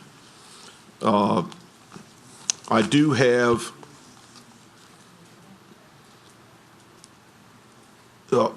a speaker card from Mr. Charles, I'm sorry, do you pronounce it Geddes? Correct. Okay, thank you, Mr. Geddes. Come forward and just be aware that Mr. Lorino is ill tonight, and that's the reason that he's asking for a postponement until June. It's in his council district. Go ahead, sir. Name's Charles Geddes, 305 Blackjack Oak Drive, Madisonville, Black River Forest subdivision. Sir, we came a month ago to a meeting, zoning and planning. Unanimously, this was rejected by the Planning and Zoning Commission. I don't know what Mr. Lorino is asking for and why he would want this postponement, because to my knowledge, two of the people that have basically wanted this denied were given phone calls through Mr. Lorino's office. To my knowledge, myself and another resident were not. So here we are tonight before you, and we're going to hear about a postponement, but I don't know what's going to be delivered that's going to change anything. We're talking about a residential subdivision that was planned by the parish and approved. So we're going to go from a residential subdivision to rezoning property for commercial use. We're not talking about what the people are asking for to use this property for. We're told it's a coffee shop, but upon a rezoning, if it fails, it can become a multitude of things. Folks, even there was one proponent of the issue, and I don't know how this person knew about it except for the people that are asking for this rezoning. But their comment was the tax base that this thing would bring. They lived in Madisonville, don't know where. I can guarantee you it's not next to where this would want to be done. They do business in Mandeville, but it was about the tax base. Well, I can tell you the residents that are here tonight pay a lot of taxes to this parish, and we believe in it. It makes this a good parish. But it is not right for someone to come in because a property couldn't sell and ask for a zoning to put on side of us as residents of a subdivision. And then once that is done, we have no idea of what it becomes. Besides that, when we move into a subdivision and we go to closing, we sign homeowners associations, rules, regulations, everything. When you folks, after coming to these meetings, if someone wants to develop something, you want a certain amount of green space, you want drainage, you want everything done to make sure to protect the residents of that establishment. But we only want one thing: neighbors, good neighbors, that all take the same position of their homes that we do. We are dealing with something here that I would hope to God never gets established in this parish, of putting commercial properties inside of residential communities. The property was owned and developed by David Amon. The property was listed several times. It did not sell. It's next to a major power line. So for whatever reason, it didn't sell. And Mr. Amon lived, to my knowledge, on the back end of where this request is being made. But he sold his property. And he sold this property. For these people, I do not know if they actually own it, if it's predicated upon this rezoning. But I do know this, and it's in your documentation, that directly across the High Line Road, it's already established. It is established as H2. So why would we bring it across into this subdivision? I have to deal with that. I have to accept that. But I don't have to accept this. And I would hope to God that you people take a good look at this, because I want to hear the people next door laughing at a shrimp ball, crawfish ball, barbecue, or whatever. I want my kids, my grandkids to play with kids in my neighborhood, not the folks that are coming back and forth to a business establishment inside our community. I also am here to protect someone that I know has a residence that's going to be directly next to this thing. Guess what's on the other side of him? Directly on the other side of his residential piece of property. Another vacant piece of property. So if you do this and you award this to them, what keeps this individual from coming before you and want the same thing? And I'm doing this all over again, because it'll be directly behind my property a second time. Folks, this is not good. This is an appeal. The folks of this parish, for the Planning and Zoning Commission, unanimously rescinded this. And I do not understand with Mr. Lorino, who is my guy. I've been before him before. I've worked with him. But I do not understand what different is going to be brought to the table to change this. And to make me come here once again, all of us to come here once again, I just don't understand it. I would appreciate your help. I would appreciate the denial. I am totally against this.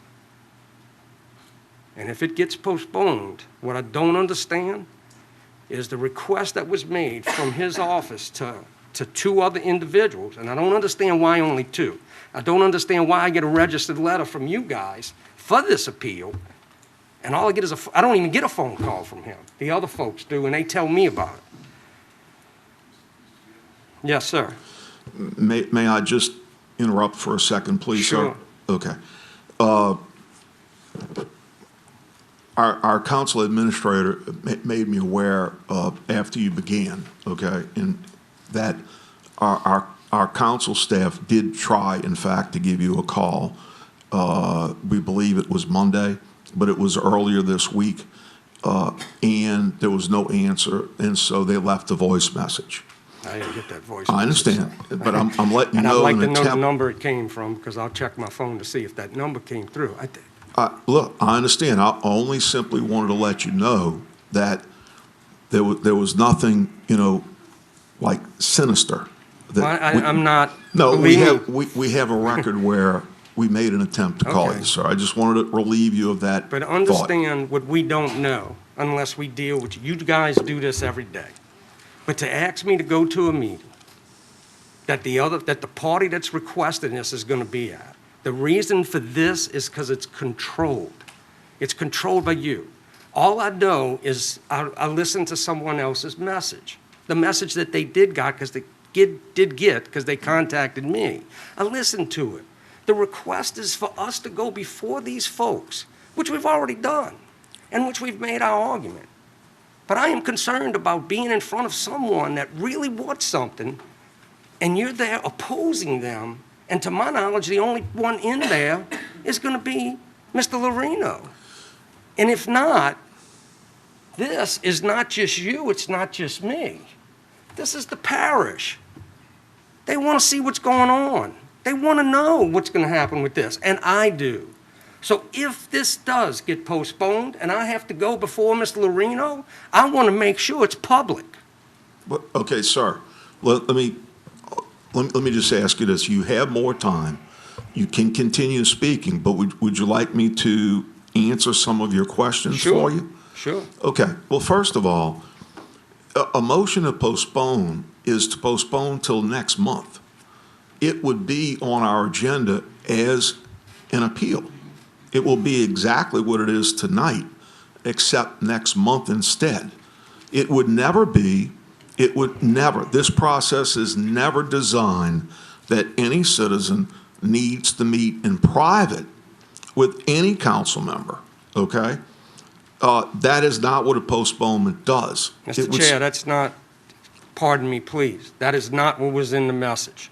Okay, but Mr. Geddes, what I'm saying to you is, as a council, we have 14 members, we have 13 members here, okay? We are here to follow a process, which was to listen to what you have to say.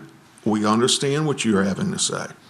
And next, I'm going to be calling on the person who appealed to give them their opportunity. I simply was making everyone aware. And look, Mr. Lorino might be offering a postponement as his desire for some reason until next month, but I also happen to know he's ill. And certainly, it's advantageous for both sides to have the council member here, if at all possible. So I don't see anything sinister here at all, sir. If I did, I'd tell you, but I don't. So do you want to continue, or do you want to hold some of your time? I'm good, because I think Okay. everyone knows my position. Absolutely. Let me ask this, though. Yes, sir. What if I can't make that meeting? Can I ask for another postponement to bring all these parties here again myself? Well, Because you're saying the councilman can do it, but what if I can't? No. Listen, what I'm telling you, no councilman can do, that's not here tonight. That councilman or councilmans that are not here right now, they can't do anything. We cannot, for example, have a councilman on the telephone voting. Not possible. If you're not here, you can't vote. If you're not here, you can't make the motion to postpone. If you're not here, you can't second the motion to postpone. He can't second the motion. He can't make a motion right now, being that he's not present. He can't make a motion to agree with you and go along with the zoning commission's denial. So what I'm saying to you is rather than looking at the one side of it, his presence could also be helpful to you, sir. We can't, but we know that we cannot allow any council member to do anything that is not present at the meeting. Okay? Yes, sir. Yeah, I mean, we certainly will take all of your comments into consideration for tonight. They're part of the minutes. And if we did postpone until next month, we don't even have a motion or a second to do so. Okay? So you have some time reserved if you would like to speak again after I ask Mr. James Powell if he would like to speak. That's fine, sir. I'd love to hear what he has to say. Okay. Well, thank you, Mr. Geddes. Thank you. Okay. Okay, Mr. Powell, are you present? Is Mr. Powell's representative present? Okay, so we have no one from the appealing side here tonight. Okay, excuse me. Hold on one second, Mr. Canulet. I know you do, but I have Ms. O'Brien, then Mr. Toledano, Mr. Canulet, and then Mr. Davis. This is a point of order. Okay. Please. Go ahead, Mr. Canulet. We should have a motion and a second on the floor before we're discussing all this. We didn't do that. We need to do that. Excuse me. I understand your point, okay, but on an appeal, excuse me, I'll ask the attorney, listen. Ask her. I'll make it easy. Excuse me one second. I'm going to make it easy for everybody. I'm going to follow the list up here of the people who want to speak, because this side of the room's been speaking to me all evening. Okay? So let's follow the rules first of all. When we hear an appeal, we do not make a motion in advance of hearing from the people that come up here. We do not. We've never done it. No, sir, we have never done that. We hear from both sides, because who the hell can make a motion to overturn a denial without hearing the appeal first? Please check with the attorney. Oh, I certainly will.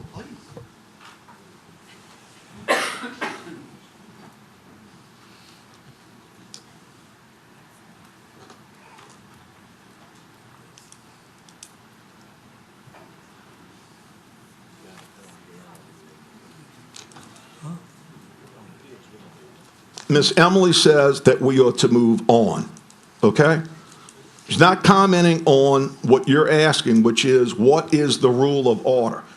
All I'm asking is, folks, my colleagues, please understand that on all appeals, whether we are ill or on vacation or whatever, the citizens who are appealing, the two entities that are here, they come first. It's their time. It's not our time to submit a motion in advance of hearing from Mr. Geddes. It's not, and Mr. Dean's been here as long as me, he's shaking his head yes. It is not our role to make a motion before we hear from Mr. Powell. Once we hear those things, then we make our comments and motions. So we're going to move on. Mr. Canlett, are you okay with that? I respectfully disagree with what you're saying, and I'm what we should... listening to our attorney. Will you let me finish? Yes, yes, sir. Okay. So what we should be talking about is the postponement only, because that's what should be what we're talking about, not the whole appeal here. We should be talking about the postponement because Mr. Lorino is sick. Okay, that's why someone wants to postpone it. I don't agree with that. I don't know about our colleagues in general, but I will tell you, Just saying. I've never seen us do that without first hearing from both appellants. We can certainly debate it after tonight's meeting, but I've never seen us do that, where we just tell somebody, because somebody's on vacation or somebody's sick, we're going to tell you thanks for coming, but we're going to postpone. I didn't say that. I said we should have that on the floor before we start talking about it. That's what I said. Okay, but so Chris, we can put it on the floor now. That's fine. Well, then what's the problem? Just trying to make sure we're following the rules, Jerry, that's it.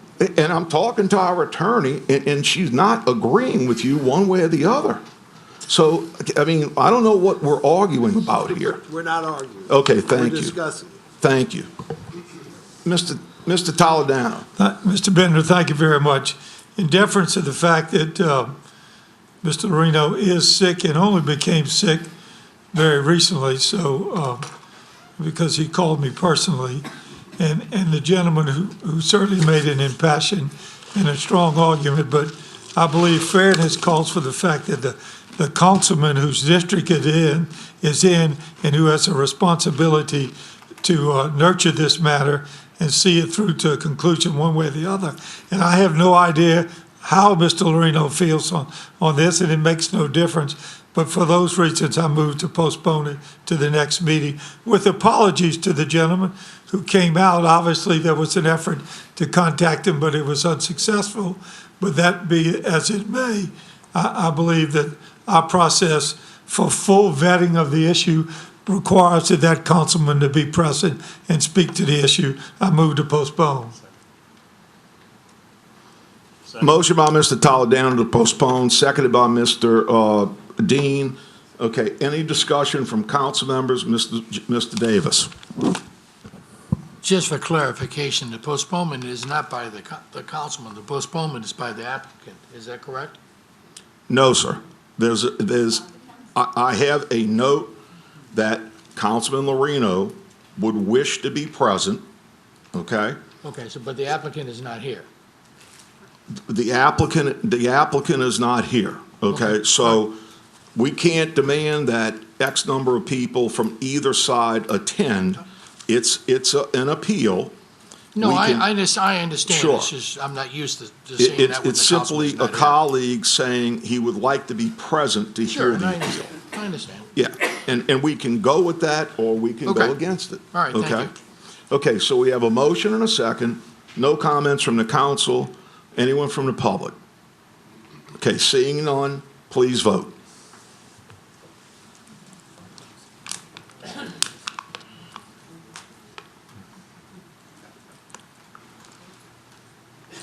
The motion passes with 10 yeas, 2 nays, and 2 absent. Thank you. Number 4 is Jennifer O. Colson, appealing the zoning commission approval on April 6, 2021 to rezone 19.25 acres located at the end of Radio Road, south of Pine Street Extension, Pearl River, AT1 Animal Training and Housing District to AT2 Suburban District, Ward 8, District 9. Ms. Colson.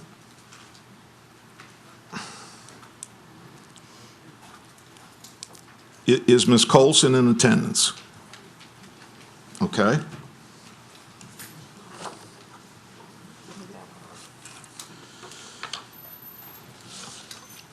Is there anyone who wants to speak in favor of the appeal? Okay, seeing none, moving to the other side. We have Mr. Jeff Nave. Is that how it's pronounced, sir? Yes, sir. Thank you. Okay, thank you. Just your name and address, sir. Yes, sir. My name is Jeff Nave. My current address is 65068 Holmes Street in Pearl River, Louisiana. Okay. Thank you, Mr. Chairman, members of the council, for allowing me to speak to this matter. In the absence of my new neighbor, Ms. Colson, I am simply going to ask that you review the recommendations of the zoning board, their decision to rezone the property, and I ask simply that you concur.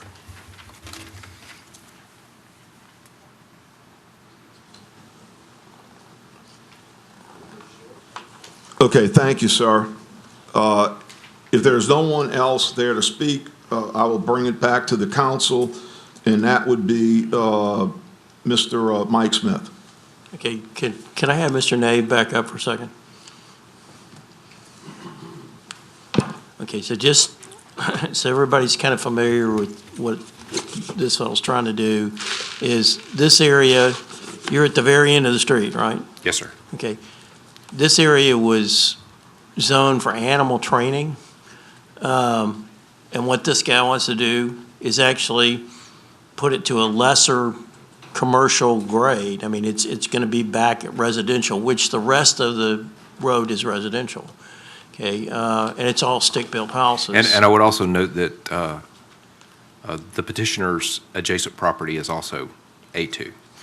Yeah, so you're not even talking about building, you're talking about renovating the building that's already there. Yes, sir. Okay, so I mean, the impact would be minimal. It's a single-family house, okay? Okay, that's, and you got a unanimous approval, didn't you? Yes, sir. Okay, that's all.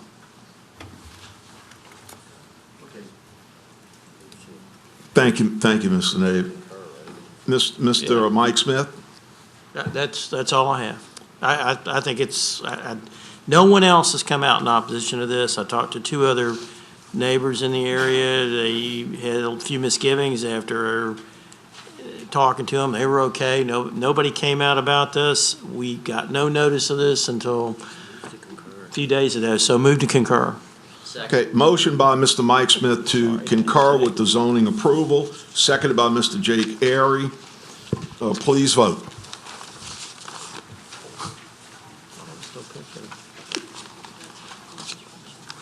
The motion is unanimous with one absent. Thank you. Mr. Smith, we need a introduction of an ordinance. Motion? Introduce. Motion to introduce. Okay, and seconded by Mr. Airy. Thank you. Okay, moving to ordinances for adoption. Might I interrupt for 1 second, please? Yes, sir. And with your permission and the permission of my fellow councilable people, I would direct your attention to an item off the floor, item number 3, a resolution pertaining to expressing opposition to the drafted environmental impact statement for the Mid-Barataria diversion. I have in the audience Mr. George Ricks, who represents a nonprofit organization who's worked tirelessly for this for years, and a representative of Lieutenant Governor's office. Billy Nungesser could not be here tonight, sends his apologies, but Michael Ince from his office, who is intimately familiar with this project, is here too, simply to endorse the comment and Mr. Ricks will be made briefly. So I would ask that the item off the floor first be accepted as an off-the-floor item, and I would so move, and then I will ask the permission of the chairman to move it up. Mr. Ricks has to be up at 3:30 tomorrow morning to run a charter. Mr. Inns traveled from out of town. Okay, so, Mr. Toledano, let me say in all fairness, Okay? we've moved up an ordinance for adoption, I understand, and I connected. We have people here that are looking to speak on other ordinances for adoption. We have people here that are waiting on discussion matters. Gotcha. So, it's off the floor, and I think we're gonna maintain the current procedure. Win some, you lose some. That's it. Item 1 is ordinance calendar number 6549 AAA, an ordinance to amend the Parish Code of Ordinances, Chapter 2, Administration, Article 16, Moratoriums, Section 2-620, to remove additional requirements for the adoption and extension of moratoriums. Mr. T.J. Smith. Wait, excuse me. Mr. Stefanski. Yes, I think TJ's in concurrence with me speaking. We want to introduce a substitute resolution, or substitute ordinance, I'm sorry, and want to add that and then set it up for reintroduction again for next month. So I think everybody got a copy. If they didn't, I'm not going to read it all because it's a long process, but I would move that we substitute this language here for what we have in the ordinance. Okay. And anyone that wants to get a copy can get with staff.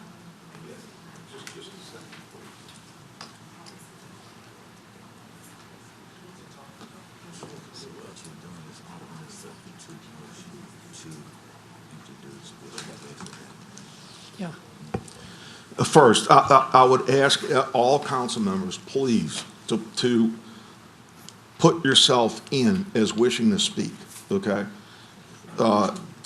Riker, do you still want to speak? No, that was the last item I thought. Okay. Okay, good. It canceled. It canceled. Okay. Mr. Smith, do you wish to make a second on this motion? Okay.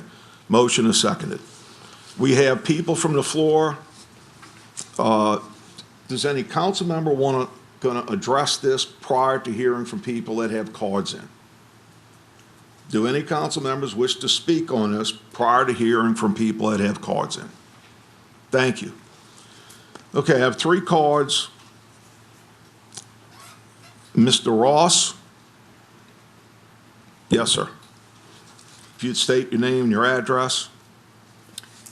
My name is Ross LeVay. Address is 321 Jordan Loop in Covington, Louisiana. Thank you, sir.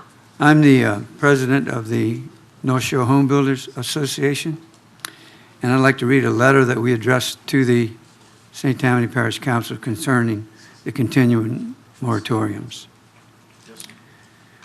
On behalf of the 800 members and the Board of Directors of the North Shore Home Builders Association, we remain in opposition of all moratorium extensions without supporting evidence.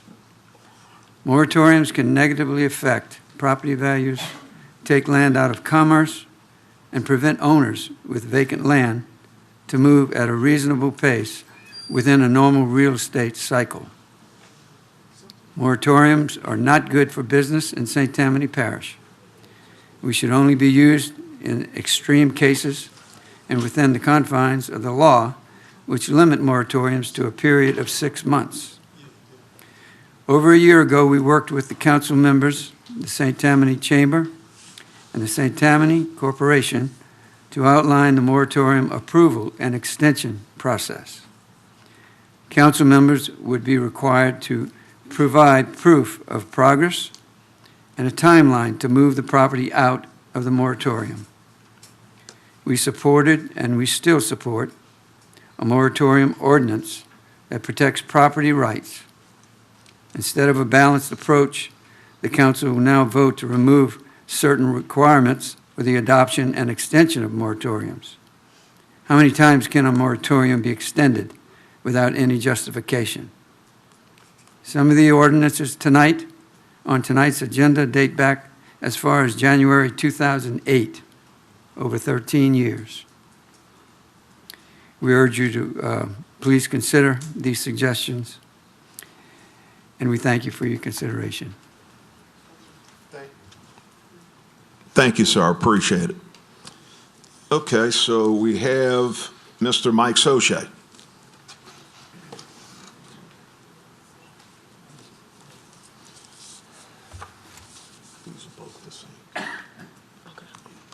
Members of the council, Mike Soche, I'm here representing the St. Tammany Chamber. I'd also like to read a letter into the record that we actually provided Councilman Lorino last month.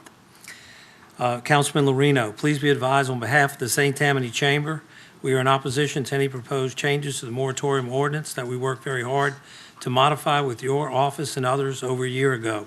If you recall, on behalf of the business community, our group, as well as the North Shore Home Builders Association, worked with the council so that the moratorium approval and extension processes were tightened and should only be utilized in extreme circumstances. It was also required of council members to demonstrate that progress is being made on that particular matter. This is so that moratoriums cannot be placed in perpetuity on property. This is also to ensure that individuals attempting to develop their property do not have an additional layer of approvals imposed upon them by an individual councilman. We appreciate your consideration in this matter. I'd also like to just give the council an update on several things that deal with the moratoriums, that deal with some of the concerns of this gentleman, I believe Don Henderson. As you know, since 2017, the business community, engineers, architects have been working with the past administration and the current administration on a total rewrite of our codes and ordinances, so that we have clarity in the ordinances, predictability in the ordinances, that they protect the environment.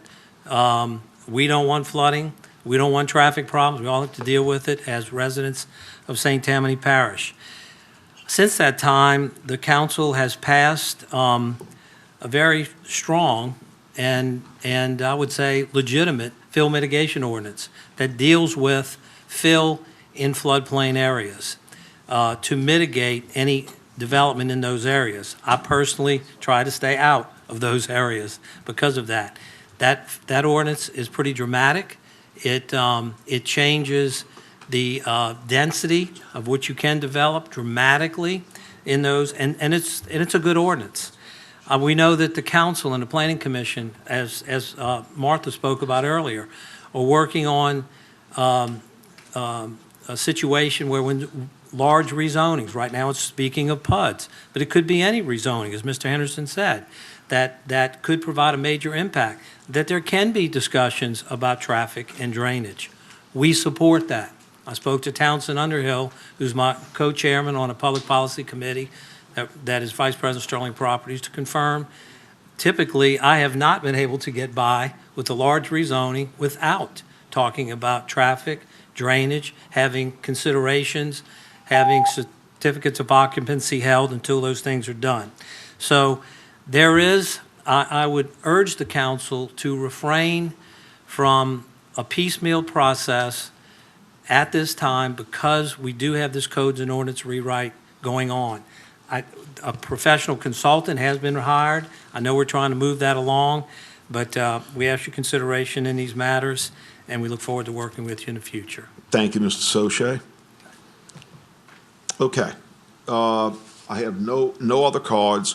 Right now, we have a motion by, excuse me, sorry. Did you If you would mind, just for the media, Bill McHugh with the St. Tammany Farmer, I'm confused about what's being considered. This says third substitute. Is this the one that was introduced last month and is what is being proposed, an amendment on top of that now? What are we discussing? Are we discussing last month's motion, or are we talking No, now sir. about substituting something else? I'm No, just sir. confused. The motion is on a substitute for the ordinance that is currently up, excuse me one second, up for consideration for adoption tonight.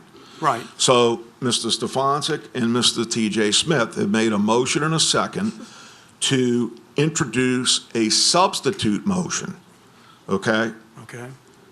as opposed to the current motion right now. And the current motion is number ordinance 3? up for adoption. Is the current motion third substitute for ordinance calendar 6549? Is that what it As- says? The substitute motion says third substitute for ordinance calendar number 6549. That is the one that's up for consideration. That is not the one that Mr. Stefancic's talking No. about, right? That's going to be the substitute ordinance. That's the substitute. This is the substitute. Yeah, that's the substitute. Thank you very much. Oh, sure, absolutely, sir. Okay. Seeing no other questions, so we have a motion by Mr. Stefancic, seconded by Mr. TJ Smith, to introduce a substitute for item 1, which is the ordinance calendar number 6549 AAA, okay? So now we have to vote. Well, Mr. Excuse me, Bender, please. I apologize. Mr. Toledano. Yeah. And not to confuse anybody, so I'm going to try to explain this very carefully, because Mr. McHugh asked a very good question. Referring to the third substitute motion, I was asked to take a look at this, and I did so, and I call your attention to this point. Towards the bottom of it, it says, "The council member for the district in which the moratorium is in place shall provide an update on the status of the moratorium at a regular meeting." The argument that Mr. LeVay made, and to some lesser extent to Mr. Saucier, speaks to what I'm getting ready to suggest, that before we introduce this third substitute, we include this very simple language, and I'll tell you why. After the word status, I would add and an explanation of the extension of the moratorium. And what that does, Mr. Bender, I believe, complies with the law that when you extend the moratorium, you should provide a justification. It can be done orally. It doesn't have to be done in writing. Right now, we have something that says you got to do it in writing. I disagree with that. It doesn't have to be done in writing.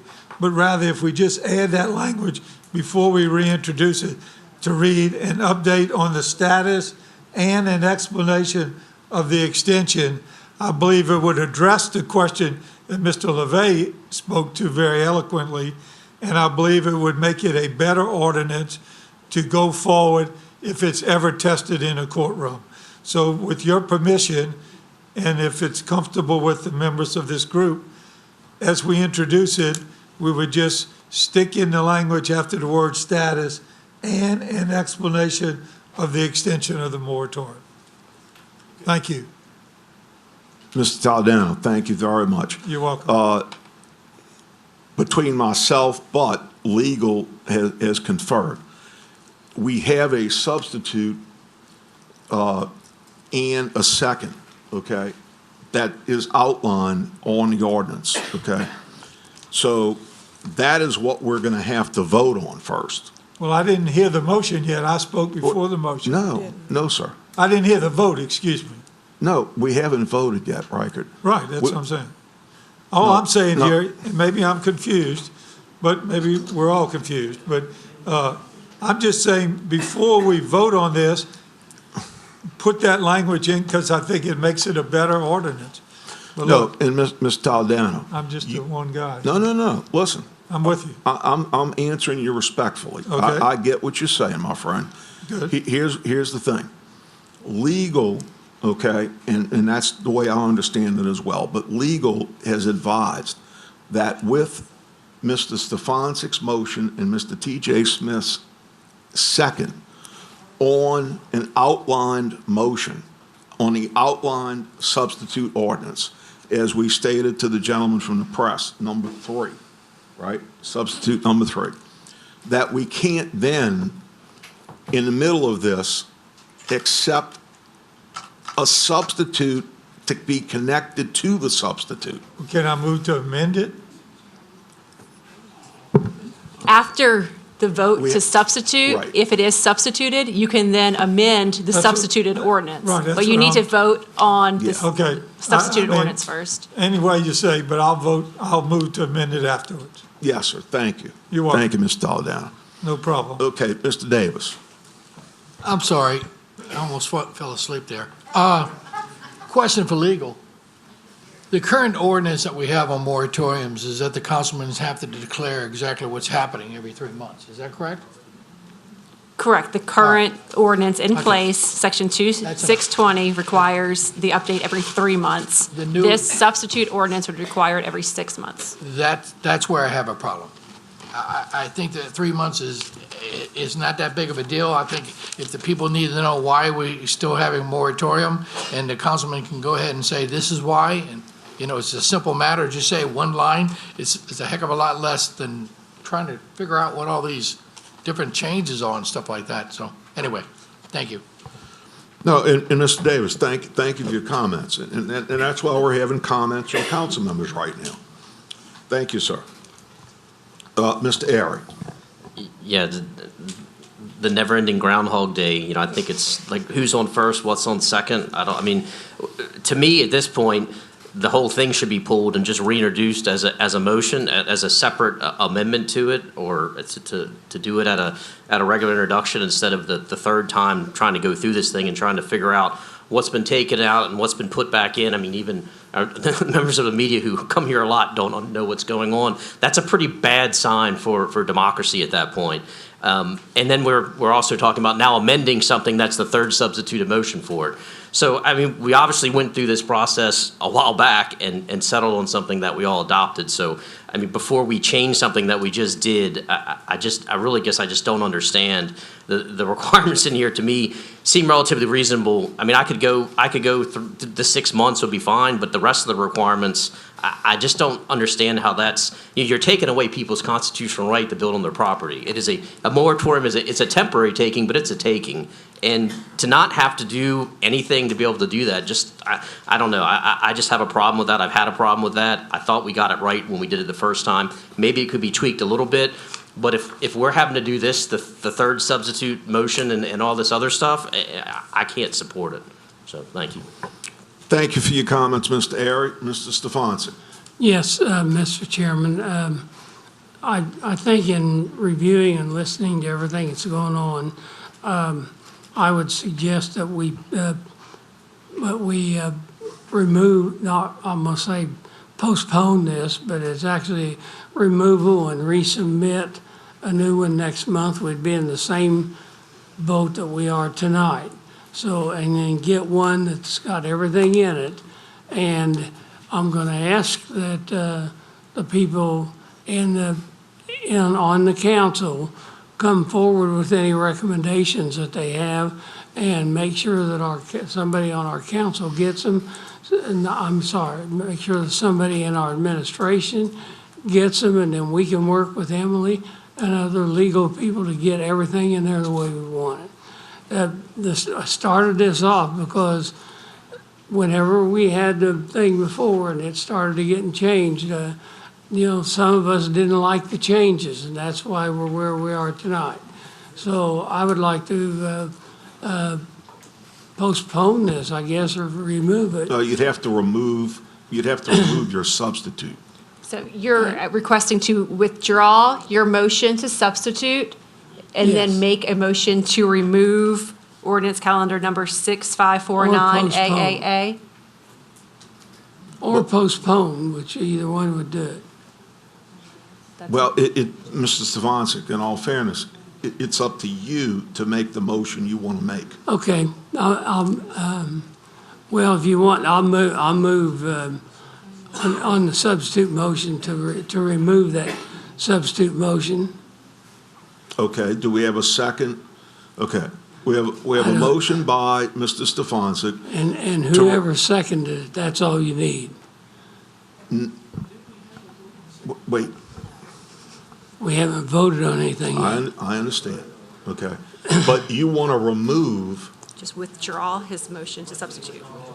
Okay. No, he can withdraw his motion. You get to withdraw, is that how you want to state it? Yes. You want to withdraw it. And Mr. T.J. Smith seconded that. Okay.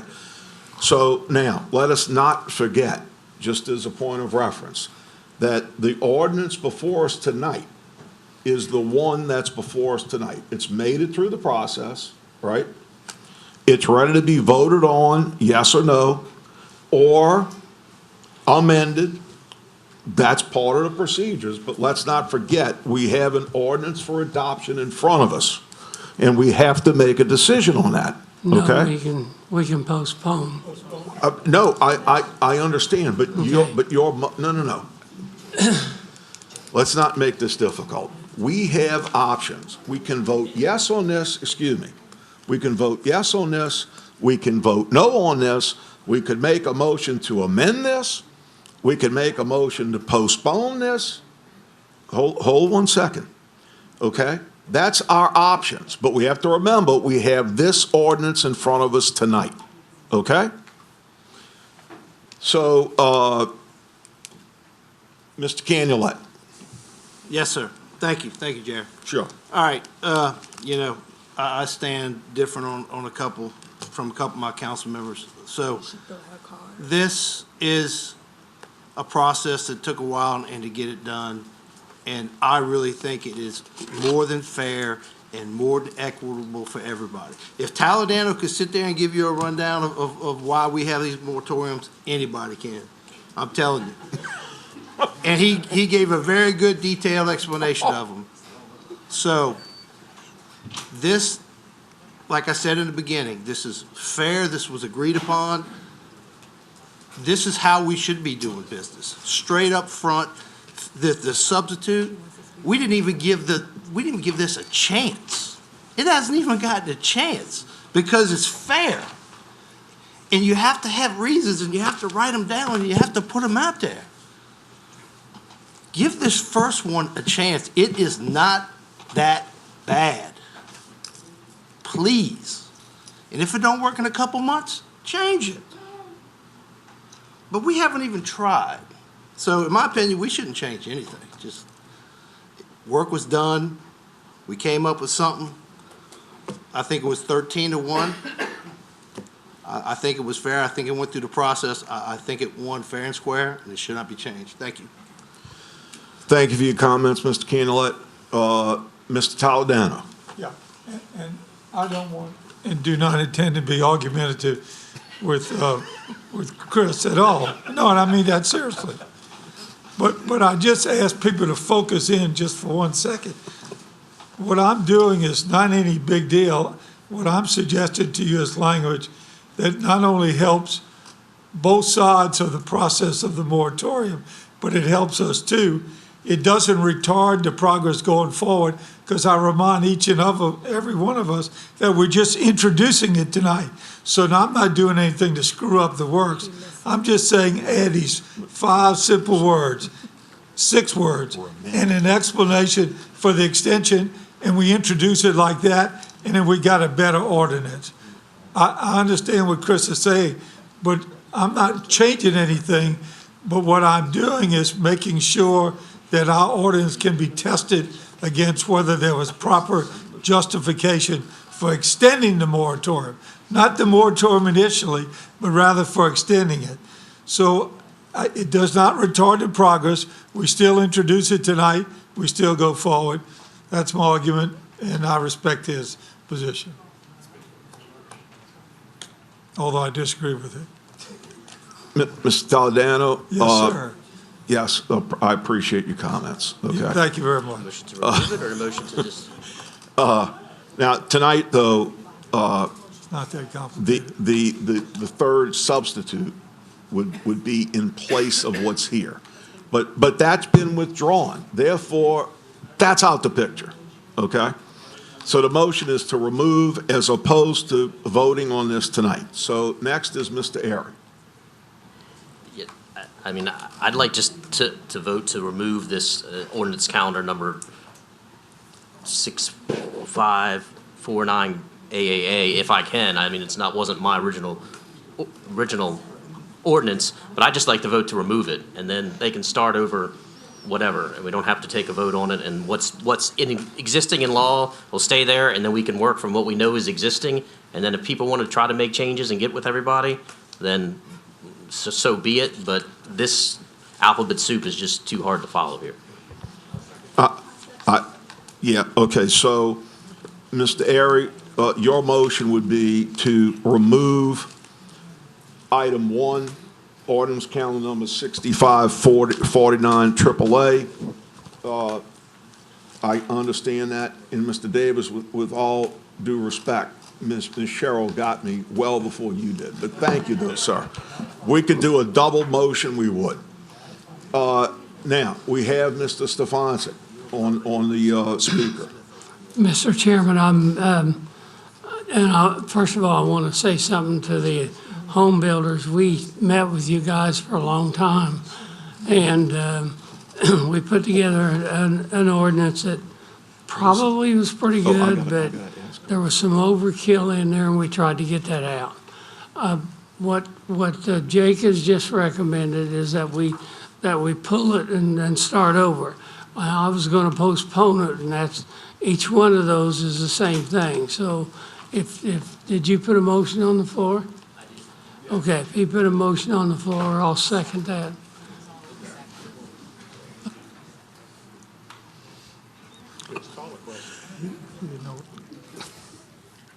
Ms. Cheryl, you're causing me to laugh. Okay, so we have a motion already by Mr. Airy to remove, and a second wait, whoa, we gotta have some order here. We already have a second to the removal by Ms. Cheryl Tanner. So, Mr. Stefanczyk, that motion is already on the floor, okay? But we appreciate your comments, okay? So that everybody understands, wait, excuse me, I now have Miss Amy, I think I'm pronouncing this, Amy, is it Eberzabel? Yeah. I know an Eberzabel from the past. That's the only reason I know how to pronounce this. Good job. Come on forward, Miss Amy, and give us your address, please. Amy Eberzabel, 158 Frenchman Drive, Mandeville. I am the Executive Director of the North Shore Home Builders Association, and Ross did a wonderful job explaining our position. I just would like to say, if you continue to have the vote that was going to be voted on, we are asking you to vote it down, because while it may have gone overkill, as Councilman Stefanczyk said, the proposed changes take out the requirement for any justification. And so then you're left with no one even having to explain why we're going to add 6 months and add 6 months, and that's how you get a moratorium for 13 years.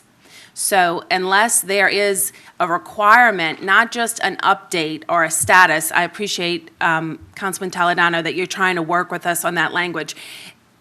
It's more than a status update. It's where are we in the moratorium, and are we moving it out? Is there a progress being made? Without that, then there's just a blanket extension for 6 more months, and it goes on. And that's what we have a problem with. Thank you. Yes, ma'am. Thank you very much. I understand your comments. Mr. Soche, you still have time. Barely. I just wanted to say, the reality of the situation on this side of the fence is we track these things. Mm-hmm. And by having something in writing presented to the council member and possibly included in the agenda, just like if you want to get a copy of the actual ordinance, it's listed on the agenda. If you want to get a copy, it's in writing. And moratoriums are typically tied to, like Councilman Toledano, he's doing a detention pond, so he wants the detention pond finished. So we have a written record of how those things are progressing. I may look at a council agenda or my successor and see that document as incorporated in a council agenda package and not even have to show up at the meeting. We may say, great, fine, not have to come to a meeting, not have to have all this discussion. So that's why it's a good idea to have that language in the ordinance.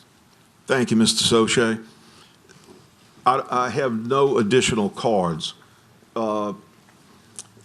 Just to make my own comment on this,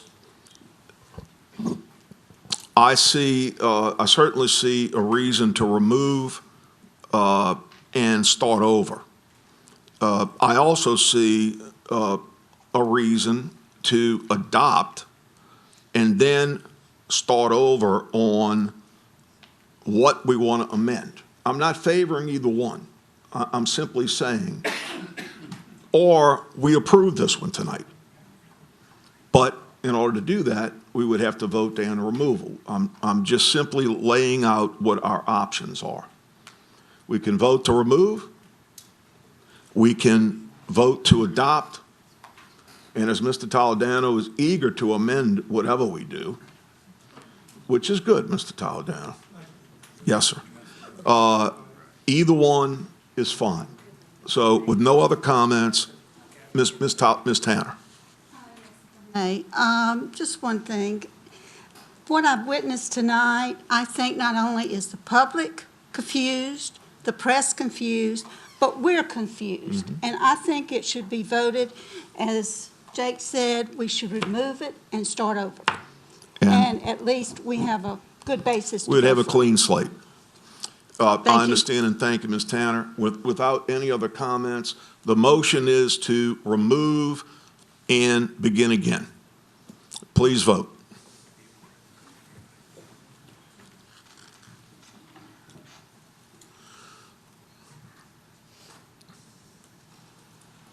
The motion is unanimous with one absent.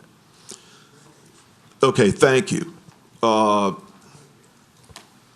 And I think that all of the parties who are very interested in this item, the moratorium issue, let's move post haste in the sense of getting whatever you want to put together. Let's make sure it's fair. Let's make sure it's equitable. And let's try to adopt something that will work, okay, for everybody. Thank you. Next item. Yeah. Item 3 is ordinance calendar number 6621, ordinance to amend the Parish Code of Ordinances to create an additional dead slow no-wake zone on a portion of Bayou Lacombe, Ward 7, District 7. Mr. Davis. Motion by Mr. Davis to adopt, seconded by Mr. Candelet. Any questions, any comments? Please vote.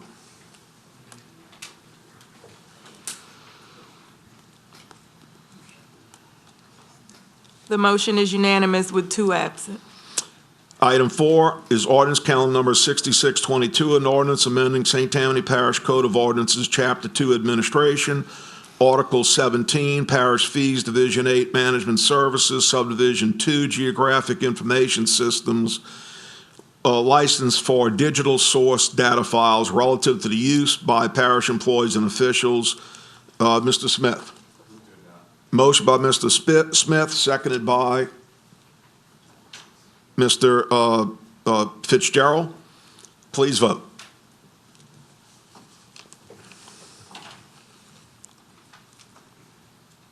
The motion is unanimous with 1 absent. Thank you. Item 5 is ordinance calendar number 6624, an ordinance accepting finalized subdivisions into the road and drainage inventories, specifically Lexington Place subdivision, Ward 4, District 5. Mr. Toledano. Motion by Mr. Toledano, seconded by Mr. Fitzgerald. Any comments? Please vote.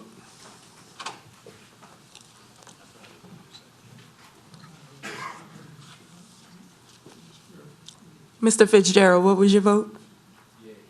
With a verbal yes from Mr. Fitzgerald, the motion is unanimous with 1 absent. Thank you. Item 6 is ordinance calendar number 6625, an ordinance accepting finalized subdivisions into the road and drainage inventory, specifically Abita Terrace subdivision, Ward 4, District 7.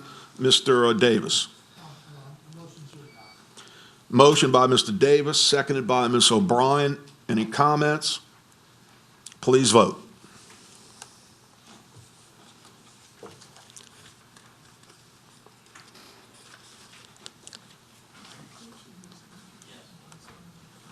With a verbal yes from Mr. Airy, the motion is unanimous with one absent. Item 7, ordinance calendar number 6626, an ordinance to officially name the 35-foot access servitude identified in the attached survey to Magnolia Glen Lane, Ward 5, District 6. Ms. Tanner. Make a motion to approve. Okay, motion by Ms. Tanner to approve, seconded by Ms. Casborn. Please vote.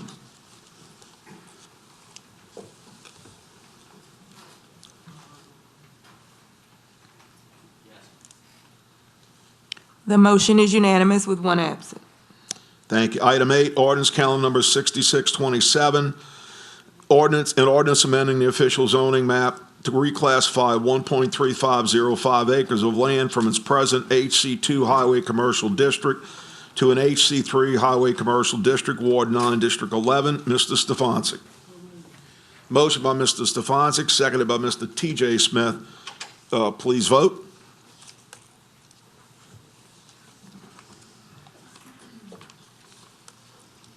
The motion is unanimous with two absent. Thank you. Item 9 is ordinance calendar number 6628, an ordinance amending the official zoning map to reclassify 3.147 acres of land from its present A4 single-family residential district to a PF-1 Public Facilities District, Ward 7, District 7. Mr. Davis. Yeah, we look forward to the Council on Aging, St. Tammany, to take over this property, and I'll make a motion to adopt. Okay, we have a motion by Mr. Davis, seconded by Ms. O'Brien. Any comments? Please vote.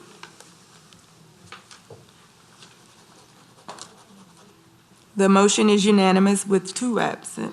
Thank you. Item 10 is ordinance calendar number 6629, an ordinance amending the official zoning map to reclassify .138 acres of land from its present A3 suburban district and HC2 Highway Commercial District to an A3 suburban district, HC2 Highway Commercial District, and MHO Manufactured Housing Overlay, Ward 9, District 14. Mr. T.J. Smith. Move to adopt. Motion by Mr. T.J. Smith, seconded by Mr. Toledano. Please vote.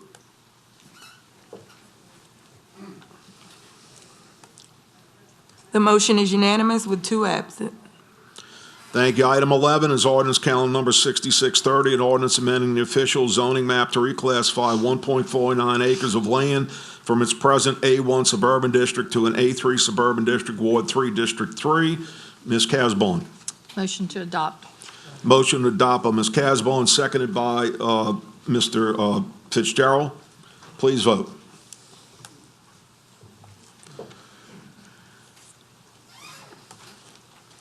The motion is unanimous with two absent. Thank you.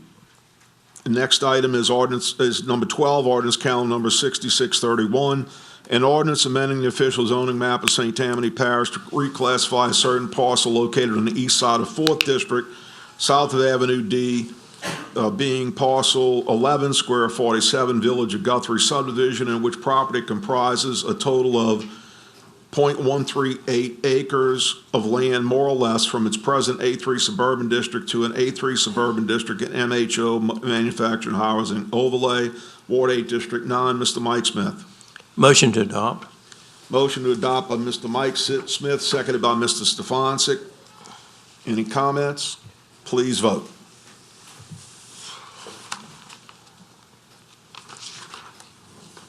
The motion is unanimous with one absent. Thank you. Item 14 is ordinance calendar number 6633, ordinance to amend the 2021 operating budget, amendment number 5. Do I have a motion? Motion by Mr. Stefanczyk, seconded by Mr. Fitzgerald. Any comments? Excuse me? You skipped 13. I did skip 13? Well, can we vote on 14? Yes. All right. Yeah. We have a motion and a second. All in favor, please vote. All in favor. Yeah. Yeah, believe me. The motion is unanimous with one absent. Thank you, Ms. Katrina, too. Welcome. Item 13, ordinance calendar number 6632, ordinance to extend for 6 months. the moratorium on property within a defined area within St. Tammany Parish Council District 14. Mr. T.J. Smith. Yes, if I may ask legal a question? Sure. Yes, sir. Since this is adoption, does it require the same thing that it would under the introduction phase? And do we have two options here, remove or postpone still? You can move to remove it, postpone it, or move to adopt it. Okay, move to adopt. Okay, we have a motion to adopt. I need a second. Second. Seconded by Mr. Canulette. Ms. Emily, I have a question, okay? So, because what we had before us regarding moratoriums, we removed, okay?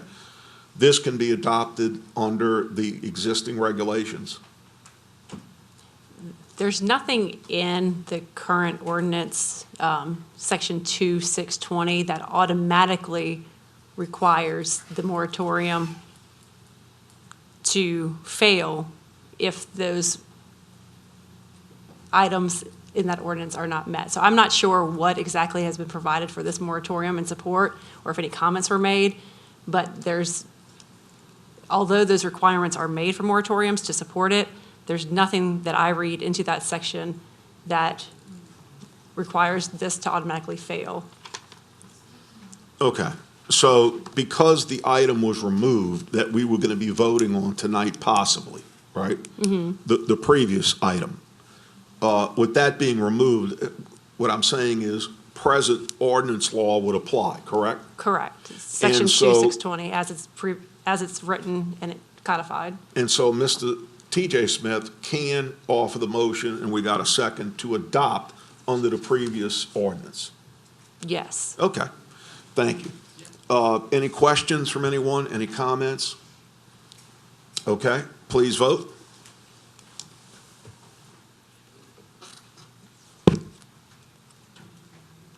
The motion is unanimous with one absent. Thank you.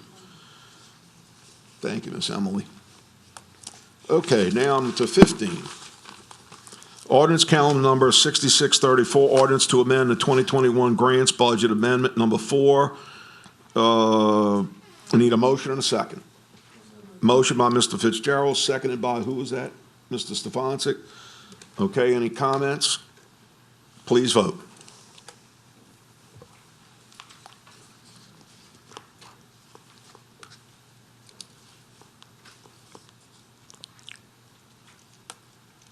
The motion is unanimous with one absent. Thank you. Item 16 is ordinance calendar number 6635, ordinance to amend the 2021 capital improvement budget and capital assets, amendment number 18, drainage parish-wide. Need a motion and a second. Motion by Mr. Stefanczyk, seconded by Mr. Fitzgerald. Any comments? Please vote.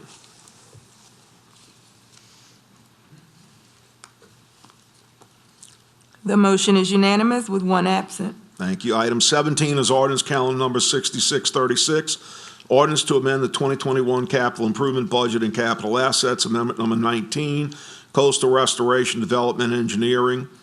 Need a motion and a second. Motion by Mr. Dean, seconded by Mr. Canulette. Any comments? Seeing none, please vote.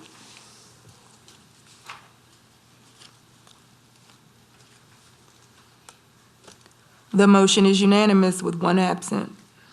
Thank you. Item 18 is ordinance calendar number 6637, ordinance to amend the 2021 capital improvement budget and capital assets, amendment number 20, sales tax District 3, and this is District 1. Mr. Dean. Motion by Mr. Dean, seconded by Mr. Fitzgerald. Any comments? Seeing none, please vote.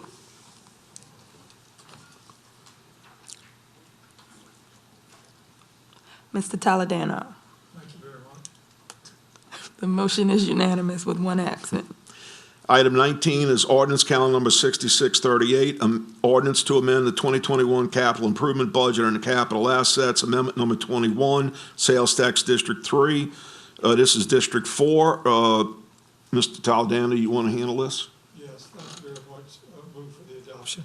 Okay. Motion by Mr. Toledano, seconded by, I think Mr. Canulette might have gone under the wire. Any comments? Please vote.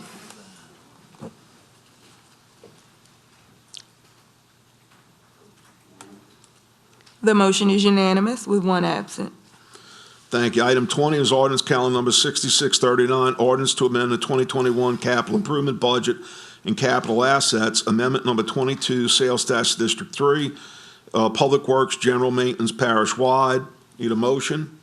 Motion by Ms. Tanner, seconded by Mr. Canulette.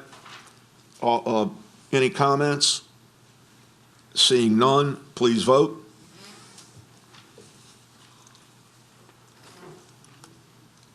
The motion is unanimous with one absent. Thank you. Number 21 is ordinance calendar number 6640, ordinance to amend the 2020 operating budget, amendment number 15. Need a motion? Motion by Ms. Casborn, seconded by Ms. Tanner. Any comments? Seeing none, please vote.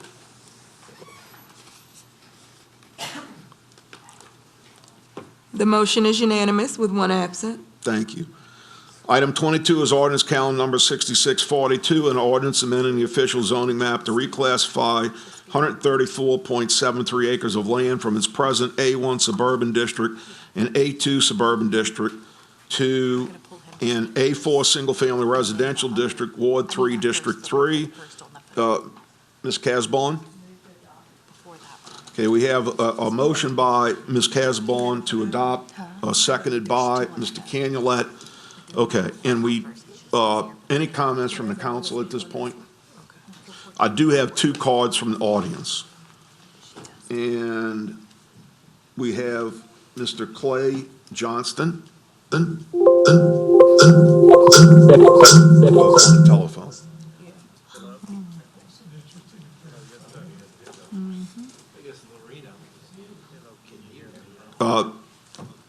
Mr. Johnston, can you hear us?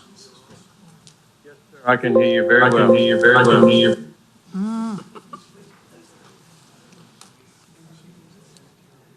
Yes, sir. So if you just listen for a second,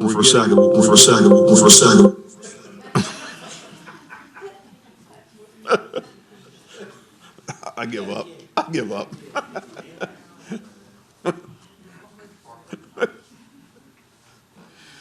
I'll tell you one thing.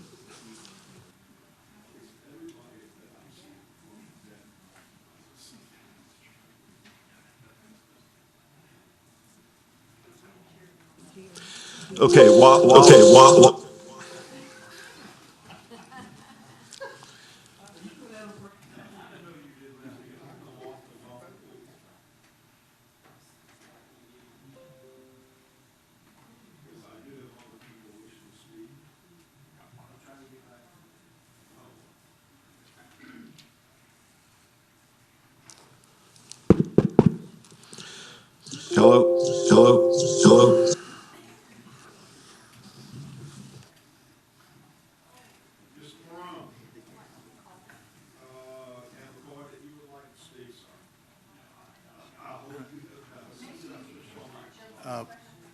Mr. Vice Chairman, I really wanted to just reserve my time in the event there was a need for rebuttal. So if the gentleman on the phone can have his opportunity, then I may or may not have anything to add.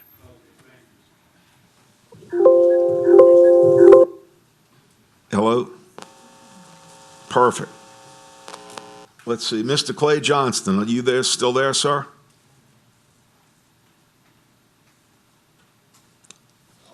Okay.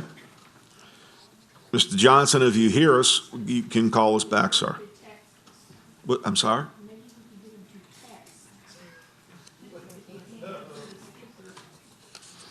Okay, we have Ms. Natalie. Okay, we have Ms. Natalie. Okay, we have Ms. Hello?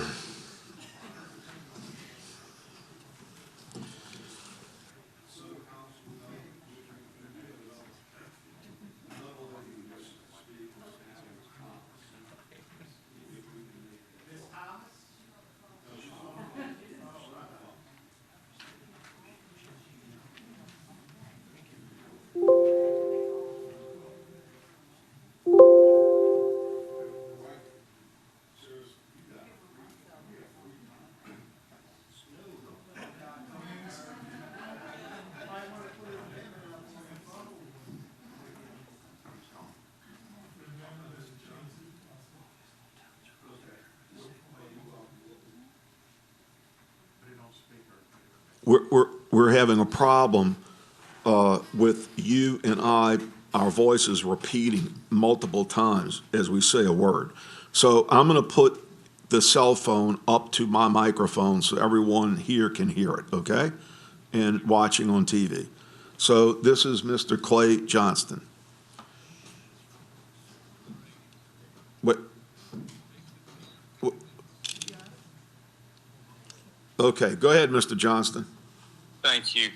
My name's Clay Johnston. I'm manager member of Madison Group LLC. We own, I actually wrote an email today, an error of 300 acres, but it's really 251 acres, just a little bit south of the subject property.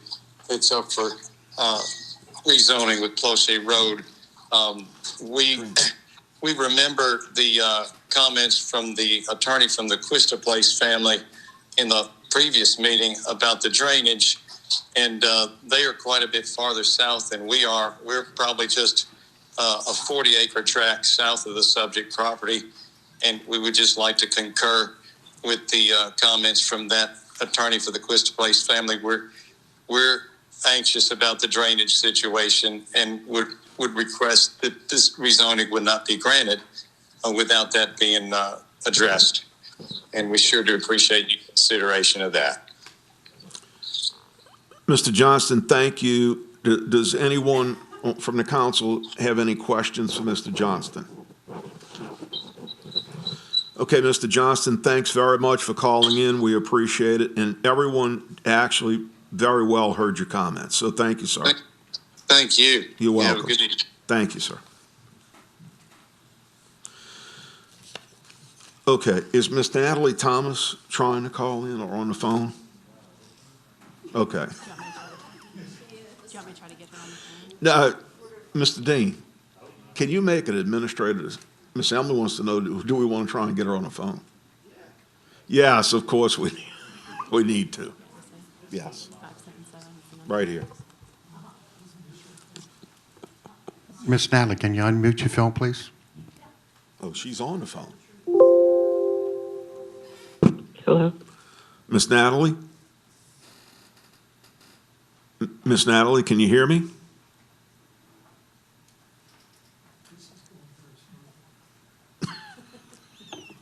I'm here. Oh, Miss Natalie, thank you. Okay, so we can hear you well, the council, the administration, and the people in the audience. So go ahead, ma'am. You wished to speak on this item?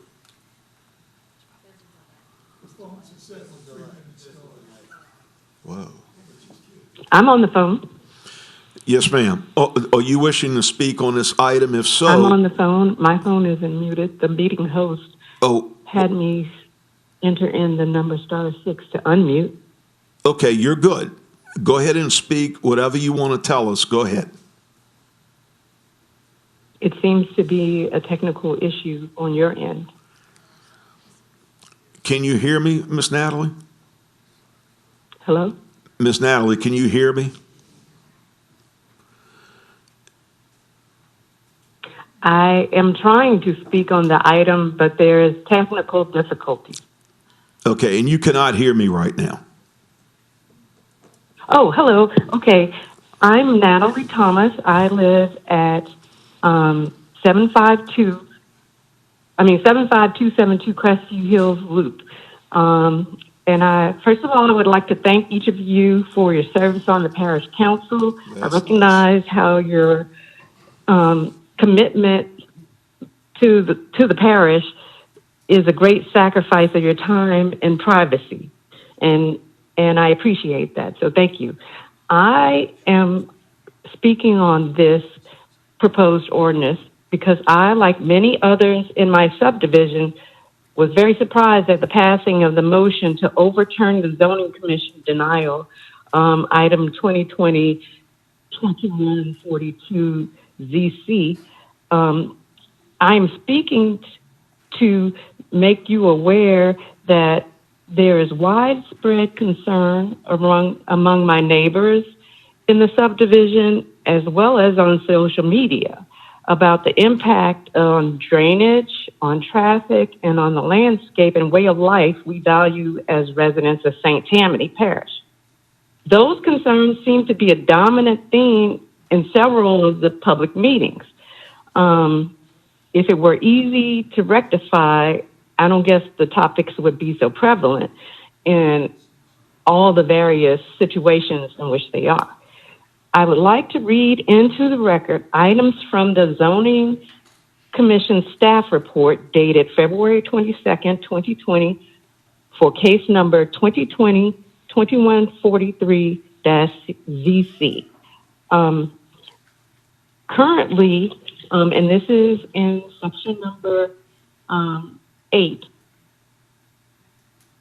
of the purpose, it describes the current composition of the development, which is composed of approximately 288 lots on 86 acres. So phase 3 is proposing to add an additional 384 homes on 135 acres. I would also like to discuss item number 6 under rationale.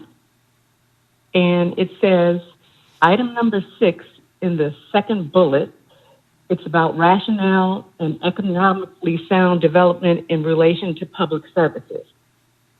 The staff report indicates that the section of the existing MP Planche Road is approximately 12 foot wide, where the proposed PUD is approximately 16 foot width of the eastern half of MP Planche Road. This is still substandard, as it says, compared to the current parish requirements for new roadways of a 20-foot width. Ms. Natalie? I'd also like to read number 7 under that same section of purpose, which is efficient and effective traffic circulation both within and adjacent to the development site.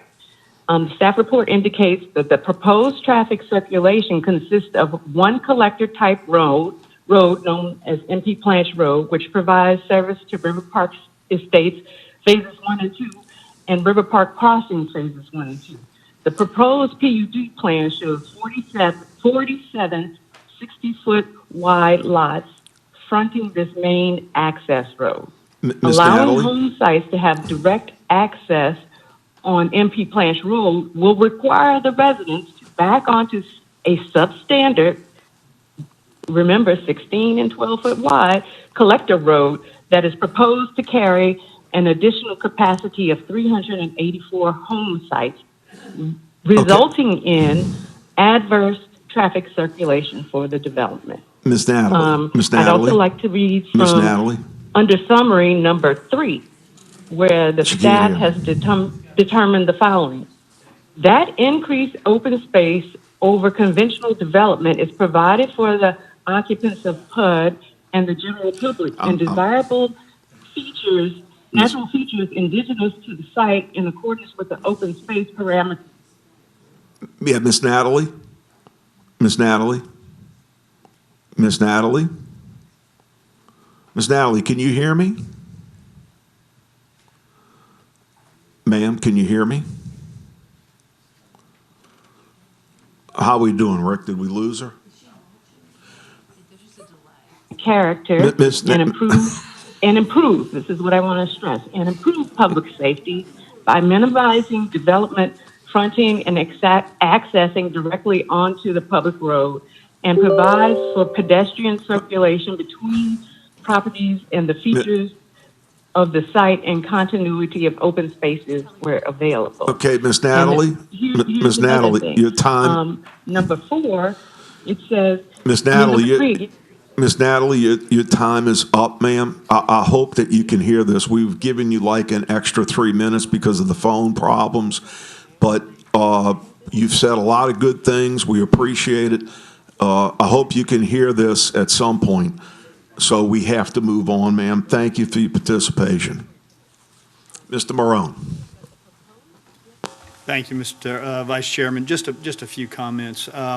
First, with regards to Mr. Johnston and the concerns about drainage, certainly we heard the concerns of Mr. Equistapace's attorney. As you all know, and as we well know, before any work can ever commence out there, before we could possibly go build anything, we would have to go through the entire preliminary process, which would require the hydrological study, evidence to your staff and engineers that we can meet your requirements of a 25% reduction on a 100-year storm event. If that can't be met, if we can't demonstrate that empirically through the engineering, then we know that the construction of the development can't be made.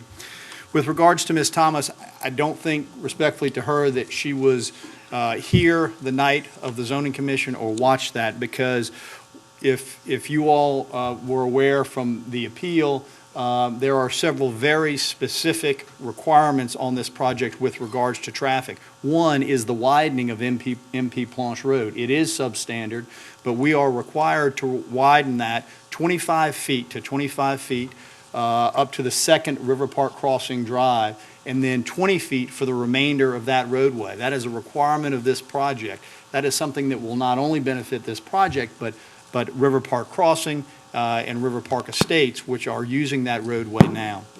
Finally, I would say with regards to changing the landscape, I would remind you again, if you think back to the appeal, River Park Estates and River Park Crossing are immediately next door. Both of those developments are greater in density than what we are proposing. So what we're proposing is less dense than the two developments that are immediately adjacent to us. So I would respectfully submit that what we are proposing is compatible in that regard, and more importantly, we're coming with solutions to existing problems, i.e. the traffic issues that we went through last time at the appeal, MP Planche Road, the turning lane, the acceleration lane.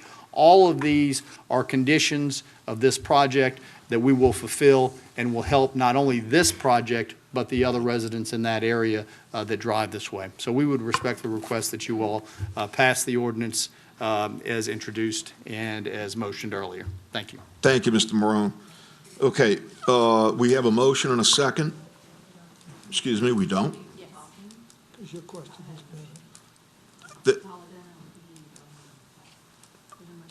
Wait. I'm sorry, Mr. Dean, did you want to speak? I just had a question. Yes, How many total homes and how many acres? Because it was a little confusing. So it is 134.73 acres and 384 homes, which is a density of 2.8 units per acre.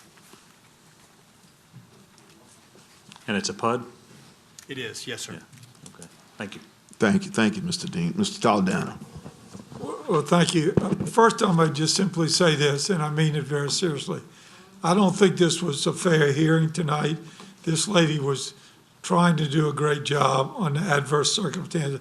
I doubt if anybody sitting in this area knows half of what she said. And I don't think that's fair to anybody.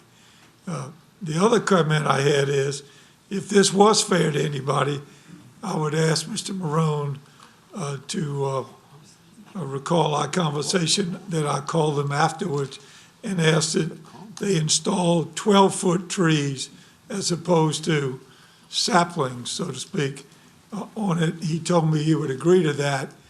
But I do say to you at first, in all fairness to America and the public and public hearings, I don't think this process, where half the time we couldn't hear what the hell she was saying, she couldn't hear what you were saying, I don't think that's a fair hearing, in all fairness. I don't care what side you're on, makes no difference to me. That's just not fair. Mr. Morone. If I could just respond, on the face of the plat, we have put the requirements that were made by Ms. Casabon, and on there is the requirement for the 12-foot tree, which we committed to. So it is on the face of the plat going forward. The fact that I don't think it's fair hearing is not Mr. Morone's fault in the slightest, but I don't think this is how this process has been designed to work. It's just not fair. Okay, so thank I you. would suggest it be postponed. It's just not Okay. right. I would strongly disagree with that. There is a process that has been laid out. We have followed that process. It is now what time is it, 9 o'clock? We have been here since about 5:30. I understand the situation with the lady on the phone. She had the opportunity to be here. And this has been a multi-step process. We are at the adoption of the ordinance. This has been to the zoning commission. This has been here on appeal. And now it is a third public hearing. I would respectfully suggest to you that there is no reason for this case to be postponed this evening. None whatsoever. And I would urge you to move forward. Fairness is to everybody involved, right? And so is it fair for those that came down here and followed your rules and did everything that we were supposed to do to then be tabled at this late stage in the game based on things, quite frankly, that are appeal issues to begin with? I would respectfully suggest to you no. So I urge you to please move on this ordinance this evening. Okay, thank you, Mr. Marone. Excuse me, Ms. Casbon, may I make a quick comment? Okay. Speaking from the chair, okay. I understand the point Mr. Toledano has made, but I'd like to clarify that the process is fair, okay? We did have a problem getting a lady on the phone. I'm giving you my opinion as the chair excuse me. I'm sorry? Okay, can I comment on Mr. Toledano's? Thank you. So I just want to say, from my point from the record is, the insinuation that it's unfair, I just don't agree with, because we did have a phone problem, and perhaps with COVID getting better, we may want to go, now that we're having, people without masks, we may want to go back to having people here in the audience. However, I heard a lot of what Miss Natalie said, and frankly, because we couldn't get in touch with her over the phone, to say, Miss Natalie, your time's up, can you finish it up in 30 seconds or a minute? She actually had about 6 minutes of time with a 3-minute hearing, okay? So I'm just saying, from my perspective, I don't know what we could have done better with the technical difficulty. I don't want to taint whatever our vote is. That's all I'm saying. Thank you. Ms. Casbon. Yes. I want to make everybody aware, especially Ms. Natalie that was listening, what has happened with the social media within this. And this is my fault because the homeowners have met, and I've talked to people through the phone, the ones that have sent me their phone numbers, I have called. What I pledge to you as a council is to meet with these homeowners, because when I did overturn the planning and zoning because of the conditions that needed to be in place for this to go forward, which the developer committed to in writing on the plat, these people are not aware of it. What she was reading was from the planning and zoning report. They have not been made aware, some of them. I've contacted the people that left me phone numbers, told them of the 8 stipulations in order for this to go forward, to improve their living conditions now, and they forwarded that to some of their group. But obviously, not everyone in this subdivision is aware of the conditions, because everything they're opposed to, the developer is going to correct or fix. And that's where we are. Mr. Toledano, I will make sure I contact Ms. Natalie, and I will sit down with her with these conditions, because it sounded like what I heard was everything that she is worried about, this developer is going to fix. So it is a circumstance which the communications weren't as great, but I think in the circumstances, I will pledge to you that I will contact and go to these homeowners' meetings personally and give them the stipulation. And if they have any other problems, I will report it back to the developer. And at that... Yeah, I was simply going to say that on the point that I made, I would yield to Ms. Castabon, because she has intimate familiarity with it, and I just didn't get to say that at the end. But she's given me some reassurance here that makes me feel good, and Mr. Morone did stick by his word about changing those trees to 12 feet, which I had discussed with Ms. Castabon afterward. But I just failed to say that at the end, that I would respect her judgment on that as much as anything. Thank you, Mr. Toledano.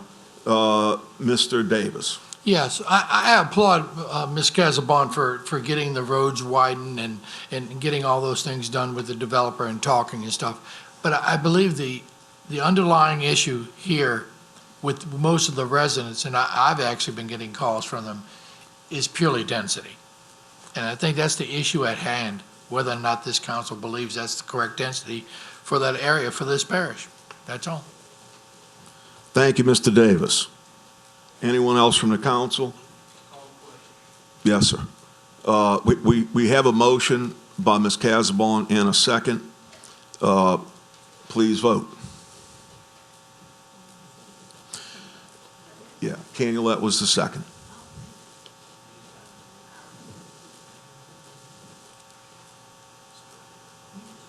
The motion passes with 12 yeas, 1 nay, and 1 absent. Thank you.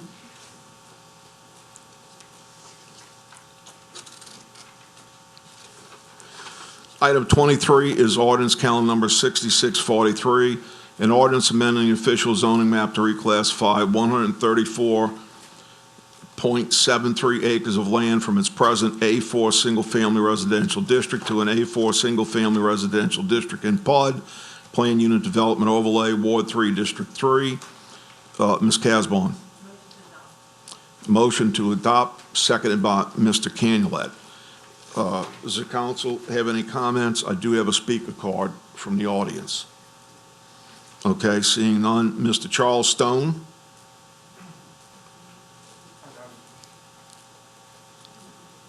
Good evening. I'm Charles Stone. I live on Highland Heights Drive in the Crossroads. I've been to the Planning and Zoning Commission in January and February and spoke to those individuals and the team there. And I came in April when we did the appeal, and I presented at that.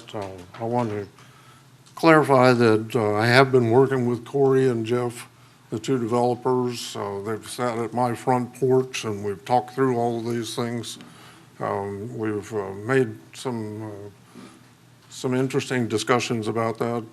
My intent is to make sure that if this project goes through, which you just voted on in the previous thing, is that when the PUD goes into effect, that it in fact protects the current residents out there. I mean, we have 210 people assigned into the HOA. I heard someone say 288 homes out there, but there's another phase 2 that's under construction now with 79 additional home sites, plus the 384 that are proposed for phase 3. What I would like to address is 3 or 4 or 5 things. First off, that the details that we talked about at the appeal that Ms. Casabon instructed needed to be into the program. We haven't seen those. I've been the guy since January that's been on Facebook in our control group, in our neighborhood group. I'm the one that put the 27 items on the agenda to address amongst all our residents, and I've been, I think, working with Corey and Jeff to try and resolve all these things. But we haven't seen this. What we did see the day of the appeal was a new drawing, and that new drawing showed that MP Planche would be a 60-foot right-of-way when there's only 40 feet of right-of-way available. So there was obviously needed to be a correction, and I believe that they probably made that correction. But what we ended up with by verbal agreement was the 24-foot wide run all the way down to the second intersection of the crossings, and that whatnot. And that the issue is traffic, and when you put 350 more houses, 500 more cars trying to get in and out of that one street, it's going to be a problem. And we know that we defer to the Department of Transportation to, okay, can I keep going? Excuse me, sir. Yes. How much longer do you think you need? Half a minute. Okay, go ahead, sir. Okay.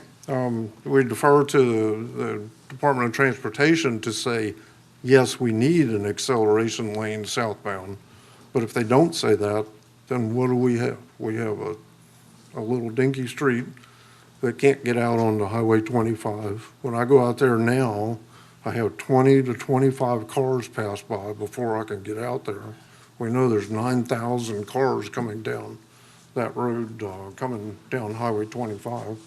We need solution for the traffic. And also, we need the solution for the drainage. Drainage and crossings has nothing to do with Phase 3, except that Phase 3 will make it worse. Okay. And it needs to be solved, and that's a parish-wide issue as well as a D.H. Horton issue, because that's what happened. Those are the guys that built, well, of course, these guys did it too, but they're not the developers anymore. It's, at any rate. The only other thing I would add is there are some sections, I believe, in parish rules that talk about the size of streets, and particularly as applies to MP Planche. And when we get this project in play, hopefully we stick to those criteria. Okay. Thank you for hearing me, and love to have you at my front porch. Thank you. Thank you, sir, for your comments. Okay, Mr. Marone, do you have a desire to comment? You have a card. I would just say that we appreciate Mr. Stone's continual dialogue with us. We're aware of those traffic issues and the widening of MP Planche. Those are part of the 8 items that are part of the approval that we will comply with, of course. So with that being said, we'll just continue those discussions and implement those improvements that we committed to. Thank you. Okay, so Ms. Casbon, have you made a motion on this? Yes. Okay, and who was the second? Mr. Canulet. Okay, we have a motion and a second. Please vote.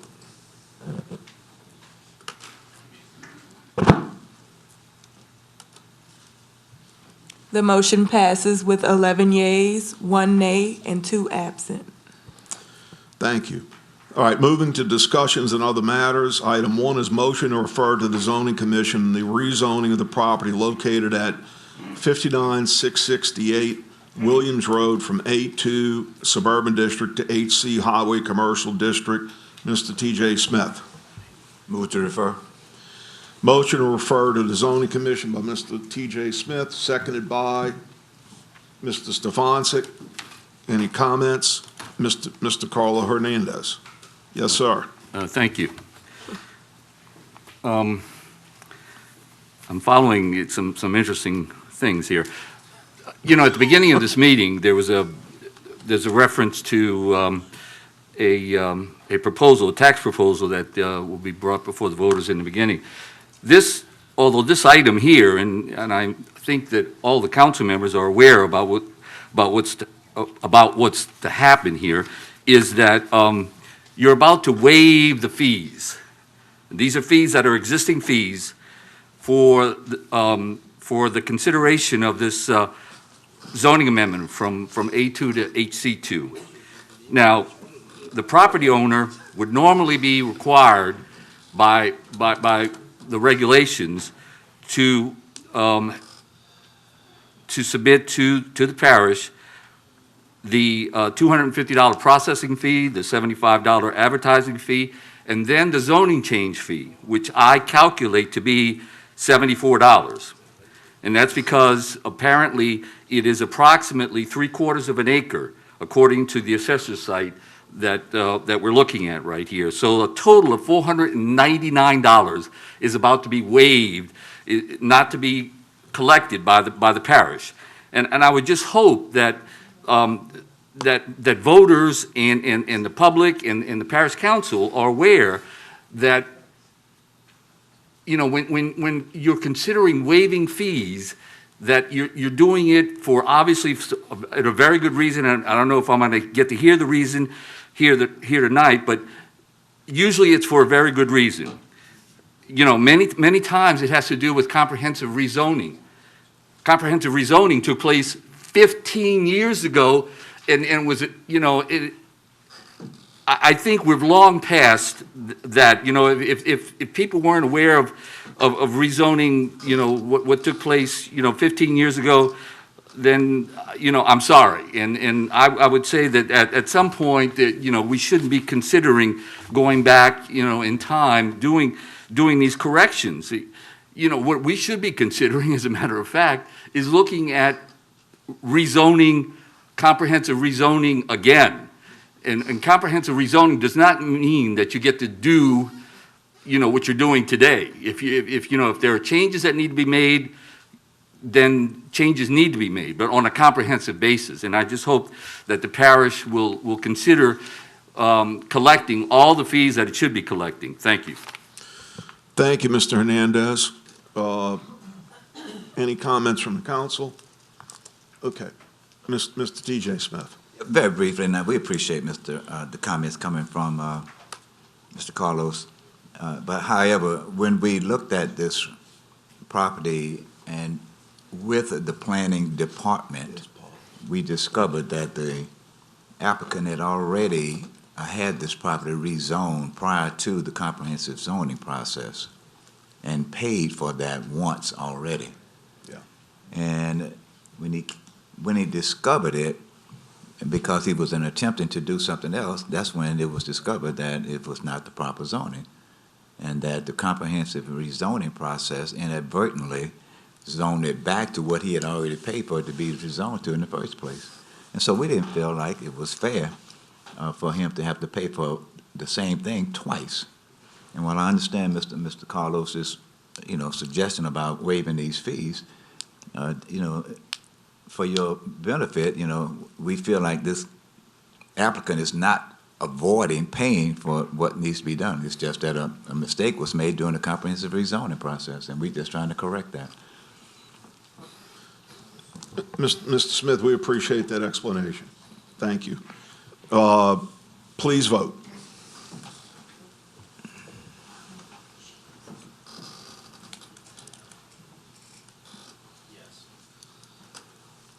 With a verbal yes from Mr. Airy, the motion is unanimous with one absent. Thank you. The second discussion and other matter is item 2, discussion of hiring an outside consultant to evaluate and or assist with Tammany Utilities East Crossgate System. President Cooper or Ms. Hayes, whoever would like to. Yes, we're in the process of signing that contract now. Okay. Will the count? I'm sorry? Did you want to finish? You said you were in the process. What we've been doing in the past Okay. week. I mean, I can tell you everything that we've been doing since the workshop, if you'd like me to do that, but. Well, let me ask specifically, if you don't mind. When you said we're in the process of signing that contract now. Correct. The gentleman with the company has signed the contract, that he needs to get it notarized. He has to have it signed in front of his notary. Then that will come back to us. We should have it all done tomorrow. Let me ask Ms. Hayes, if I could, has Chairman Lorino been made aware of who has been chosen and so forth? I know I, as vice chairman, have not been. I'm not being critical, I'm asking. Yeah, yes, he knows who it is, and I don't have a problem with telling him who it is. Okay. It's Owen and White. They're out of Baton Rouge. Okay. They are not on our preferred services list. It's someone that we have not done any business with before.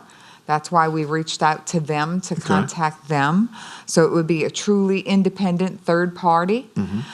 So we did expedite that contract. We had legal review our ability to veer from our PPSL list and to get this as an expedited contract. We've had phone and email conversations with this company. They have agreed to do it. The only reason it's not already signed, it was supposed to be signed today, is the gentleman had another project out of town, and he could not get in front of a notary today to sign it. So he will get in front of a notary tomorrow. He will then forward it to us. We will sign off on it tomorrow. But they already have scheduled on when they're coming. And which will- I can assume, I'm going to make an assumption here, correct me Yes. if I'm wrong, Sure. that the administration has done their due diligence on the qualifications of this gentleman? Yes, yes. Okay. It's a large firm out of Baton Rouge. This is their specialty. Okay. Would you please do all of us on the council a favor, okay? Sure. So we have the council members on the work group, which includes Chairman Lorino and myself, but others as well, like Mr. Canulette, Mr. Mike Smith, and his district is most affected. Would you please email us all the information you can on this gentleman, the name of the company in Baton Rouge, and in fact, if you would, copy all council members. Absolutely, no problem. Thank you very much. And I'll give you a little bio on the company as well. Perfect. That's perfect. Okay. Thank Would you you. like me to give an update or no? Okay. Well, We have a excuse me, Mr. President Cooper, did you want to speak, or I'm sorry? Gina was asking me a question. right, I didn't know if you wanted an update, but I think we were instructed that we need to stick to what's on the agenda. Well- That we can't veer from that, but I mean, whatever you want me to do. Okay, so let me ask you this. You provided an update on getting a consultant to come in independent and Yes. to look at everything. Yes. You want to provide some other type of update? I have some things that we've been doing since Okay, that work go group ahead. meeting, but I didn't. Please. Okay.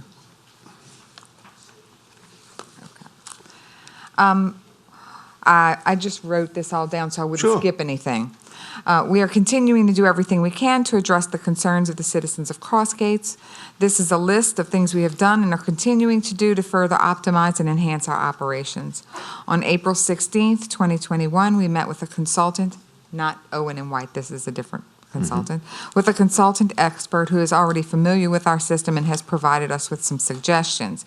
Both wells now run on a daily basis in order to increase our ability to stabilize chlorine levels. On May 2nd, we instituted a new policy into our standard operating procedures to include a lockout-tagout system on valves to ensure that no valves are inadvertently left in the closed position. We are in the process of installing an improved notification system. This SCADA system will alert for pressure, total chlorine, pump runtime, and the chlorine tank level. This system should be completely operational within the next 2 weeks. We have continued our normal testing and the increased testing that we recently started for Crossgates. All of these tests have come back good.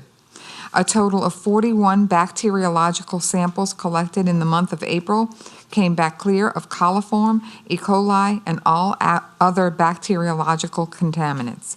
On April 26, 2021, Tim Brown and I had a Zoom call with Dr. Joseph Cantor, State Health Officer, Dr. Gina Lagarde, Region 9 Office of Public Health, Teresa Sokol, from the Infectious Disease Surveillance, John Williams, Deputy Chief Engineer Field Operations for District 1 and 2, and Rachel Bergheimer with the Public Health Epidemiologist.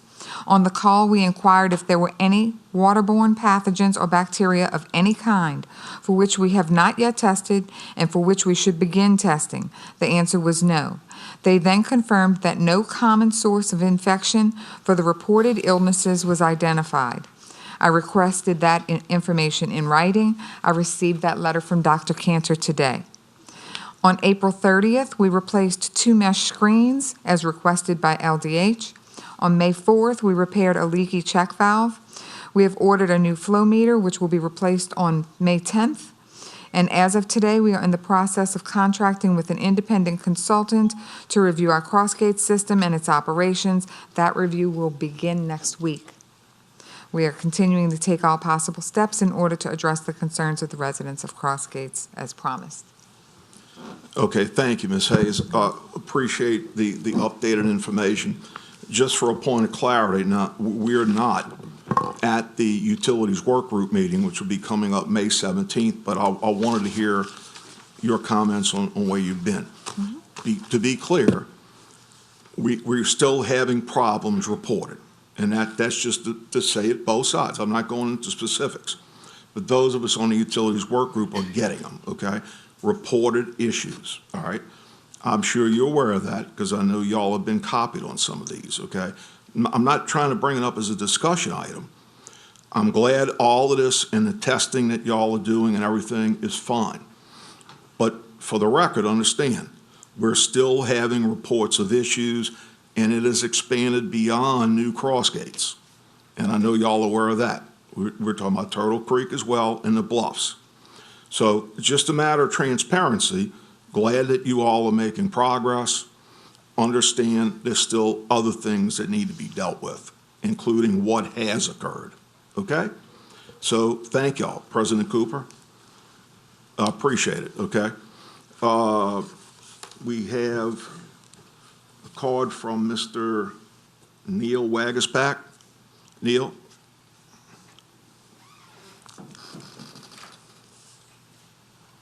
I'd like to disagree, first off, that... Okay, one second. Okay, come on to the microphone. Yep. Neil, give us your name and your address, please. Neil Wagasback, 226 Lansdowne Drive, Turtle Creek. Okay, thank you, sir. Go ahead. I'd like to disagree that it's just an engineering problem. It's also an operating problem, and for that reason, we filed the following operating complaint with the Louisiana Department of Health Operator Certification Board. Just, Neil, stand at the mic if you wouldn't mind. Is that for council members? There you go. Yeah, I printed 14 copies for all of the Okay, just councilmen. stay at the mic and we'll get them passed out if that's who. These are for council members? Yes, sir, all 14. Okay. Mr. Go ahead and stay at the mic. Continue. All right. Mr. Chairman and council members, I stand before you today to deliver a very simple but plain message. Our drinking water situation has reached the point of being unlivable. I woke up this morning to countless people concerned that they had lost water pressure system-wide in the latest failure by Tammany Utilities. I also want to make the council aware that this morning I was provided a copy of a 6-page notice of violation from LDH sent to Tammany Utilities. Among the most concerning of the violations listed is that Mr. Brown has not taken his cross-connection service plan seriously, which opens the potential for daily cross-contamination of our drinking water system. The NOV also states that the Willowwood well Mr. Brown is operating that well without a 24-mesh filter screen, which it sounds like maybe got installed since this NOV was done. Mr. Chairman, we should be drinking our water to maintain our health. Instead, our residents fear our water. I understand their fear given the wide range of illnesses they have suffered at the hands of Mr. Brown and the water system. The illnesses associated with the contamination, to name a few, are diarrhea, vomiting, skin rashes, ear infections, UTIs in male and female, and positive tests for E. coli in children. Also of note and pertaining to the next part of my discussion is that the Steel Road well flow meter is inoperable, making it impossible for the operators to precisely dose our water as required to generate monochloramine. This fact supports our assertions of widespread severe skin rashes and itching. Again, Mr. Chairman, similar to the events of Palm Sunday through Easter Sunday presented to you in the utility work group on 4/12, I sadly have to say again, Mr. Chairman, that our water system has become unlivable. As Parish President Cooper stated in his 2019 campaign literature when he ran on reforming Tammany Utilities, he boldly stated, "Who suffers? You do." Mr. Chairman, I say to you tonight, who suffers? We, the residents of Turtle Creek, Cross Gates, the Bluffs, the Landings, Willowwood, Autumn Lakes, have and do suffer. On May 4th, I was informed that the Steel Road well ran out of sodium hypochlorite, bleach, which Tammany Utilities uses as its sole disinfectant to treat the water and keep it free from disease-causing organisms such as cholera, dysentery, and harmful bacteria. Okay, Mr. Neal. Yep. Let me just ask you this. How long do you need to finish up? I lost probably 45 seconds on the handing out the things. I would say maybe like another minute and a half tops. Okay, let's try to hold it to a minute if you don't mind. Okay, no problem. Thank you. On May 4th, I was informed Steel Road ran out of bleach. According to the information confirmed by email from John Williams, Deputy Chief Engineer of LDH, it was reported that TU did not run out of disinfectant when John sent the following. I contacted Tim Brown and he reports the system did not run out of bleach. Is there any additional information you can provide to this office corroborating the loss of disinfection? Take note, the very idea that John Williams asked a citizen, me, to provide additional information to his office corroborating loss of disinfection is astonishing on its face. Why would citizens have the ability to provide this information to state officials? We're not the licensed operators of the system. A bit later, a second email came from John Williams. I just received a phone call from Tim Brown with a revised assessment. Tim reports that the well's day tank ran out. I expect a formal, more detailed reply from him shortly. You should be included. I've never received anything more. So Mr. Brown has then now contradicted himself again. What I'll do is I'll wrap it up. Mr. Wagsback, can you wrap it up? Yep, I will wrap it up real quick. Once again, Mr. Chairman, this system has become unlivable, and the residents of Turtle Creek, Cross Gates, the Bluffs, the Landings, Willowwood, and Autumn Lakes unequivocally do. Okay, Mr. Wagsback, thank you for attending tonight. For everyone who's been here late, we appreciate you waiting on us, okay? So thank you. Any questions or comments from council? I have a question. Yes, sir. Where is Mr. Brown? Did someone tell him? He's not in the building. He's not in this room. No, but did anybody tell? We can contradict or we can. Oh, okay. I just figured we would have him here, that's all. This isn't hearing on our employees. Well, no, it's not, I'm not talking about employee, I'm talking about the facts. But nevertheless, I would have expected him to be here. No, I don't want to have any questions. I just thought the principal guy would be here. I understand, and Ms. Taldano, your point is well taken. Yeah. So for all the council members, whether you serve or do not serve on the Utilities Work Group Committee, which we've had together for the last approximately 4 years, okay? During COVID, we kind of had to, shut it down a while. Chairman Lorino actually instituted the first return to public to work group utilities meeting even before the Holy Week when the events started to occur that have caused concerns. So our chairman did not react. He was proactive in starting our next meeting up with COVID going down. That meeting will be Monday, May 17th at 5:30, our second utility work group meeting. And Mr. Taldano, that's when for sure I would think Mr. Tim Brown will be here as he was at the first meeting. But that's up to the parish president, okay? So any council members are willing to, welcome to attend if they'd like, because it's a public meeting. We can have as many here, and we'd like the public to attend. There's one other person that has a speaker card, Miss Laurie Maschek.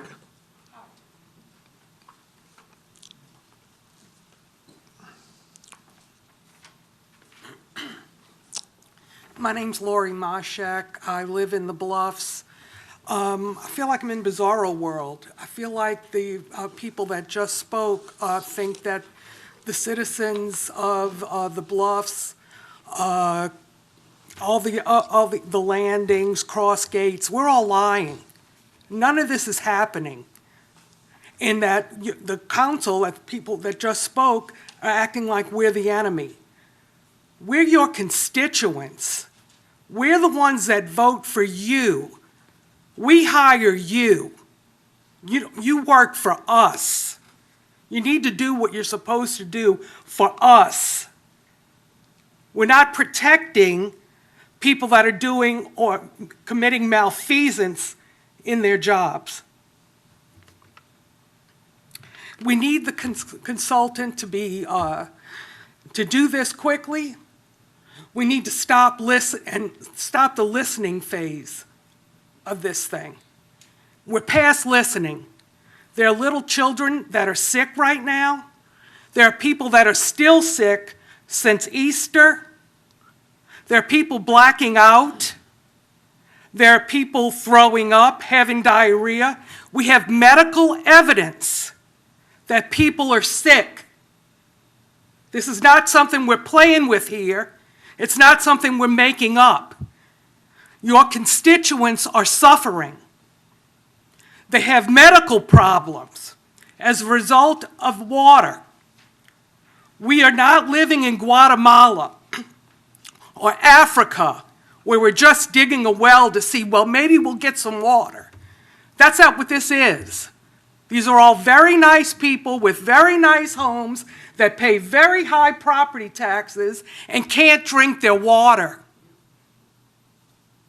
This has to stop. But the people in our area have damages. They're now losing money because they cannot work. They have medical expenses that would not incur but for these incidents that continue to occur with Tammany Utilities. People are worried about their property values. People are worried, should I leave this area and go find someplace else to live? Because my city council doesn't care or wants to protect Tammany Utilities over protecting the people that voted for them.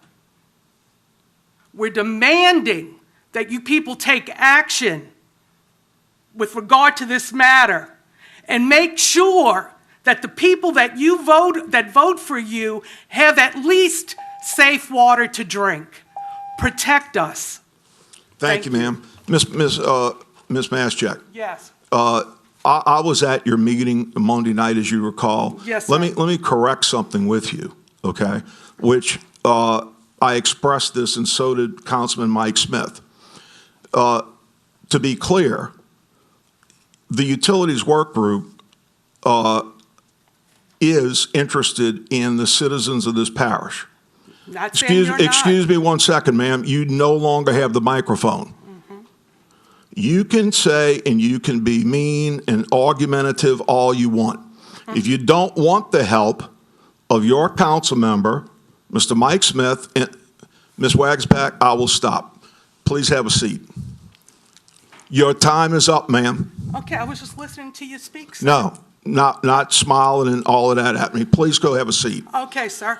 Good, We'll see you very in good. court. Please have a seat.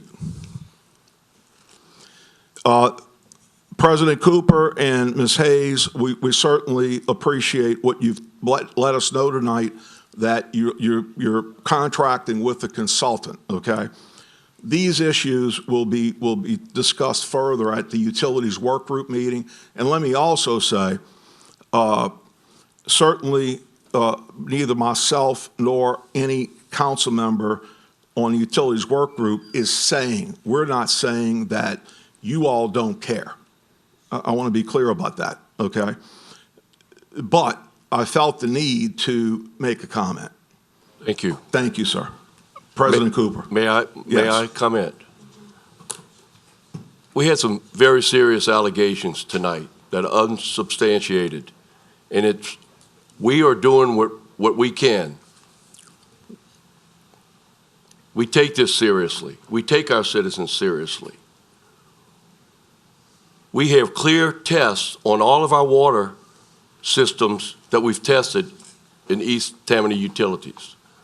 We continue to get testing. And we're hearing from our citizens more and more allegations that are unsubstantiated. And it's not helping the situation. It's not helping the public by these allegations being made. We have taken steps. We are testing the water. We're going over and beyond, and we're still making strides to do testing as we said we would do even before the Utility Committee meeting, when I met with several councilmen and committed to making those changes and to making sure that our water is safe to drink. If the water was not safe to drink, the Louisiana Department of Health would have notified us to shut the water system down. They would have notified us.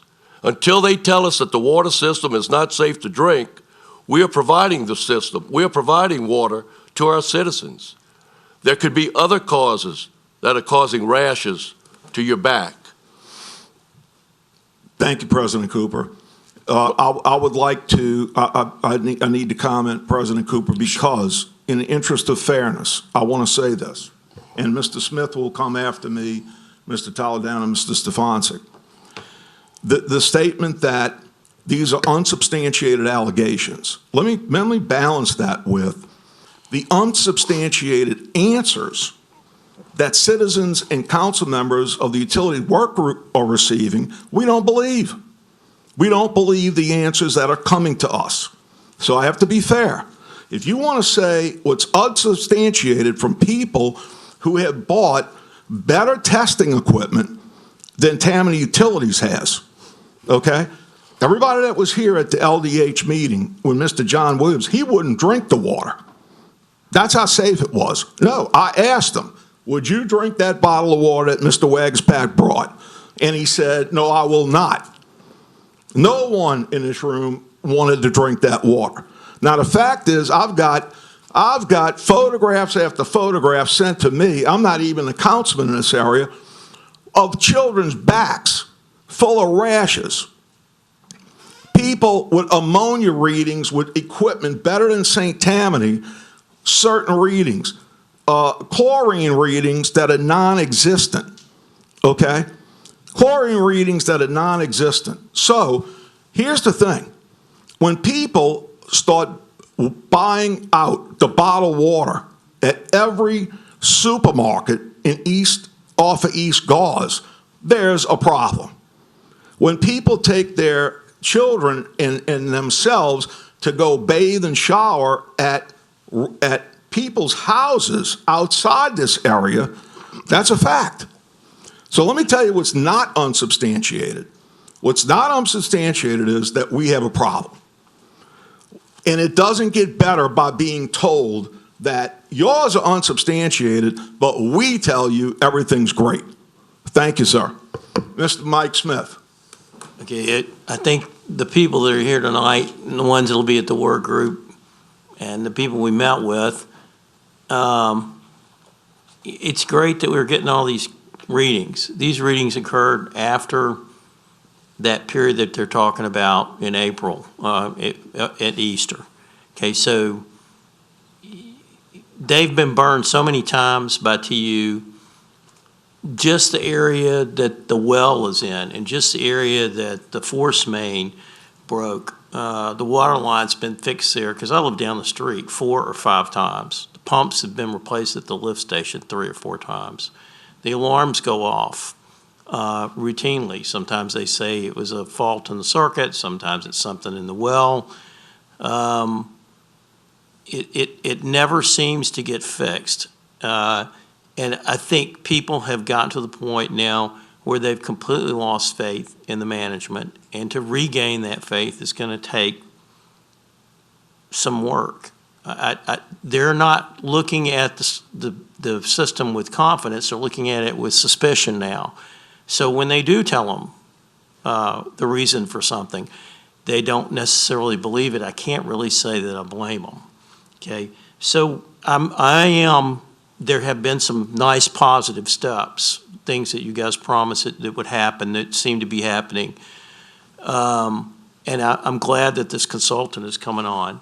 I'd like some kind of background statement on them, like you said, and I'd like to know what the time frame is that this is going to be conducted in and what the extent of the consultation is going to be, what exactly it is that they're going to look at. And I'd like them to look at that week. I'd like them to look at that week between Palm Sunday and Easter and determine exactly what happened, if they can. There's very little evidence, or there's very little hard evidence, because we didn't have the monitoring systems on the wells. So we're just kind of taking people's word for what happened to some degree.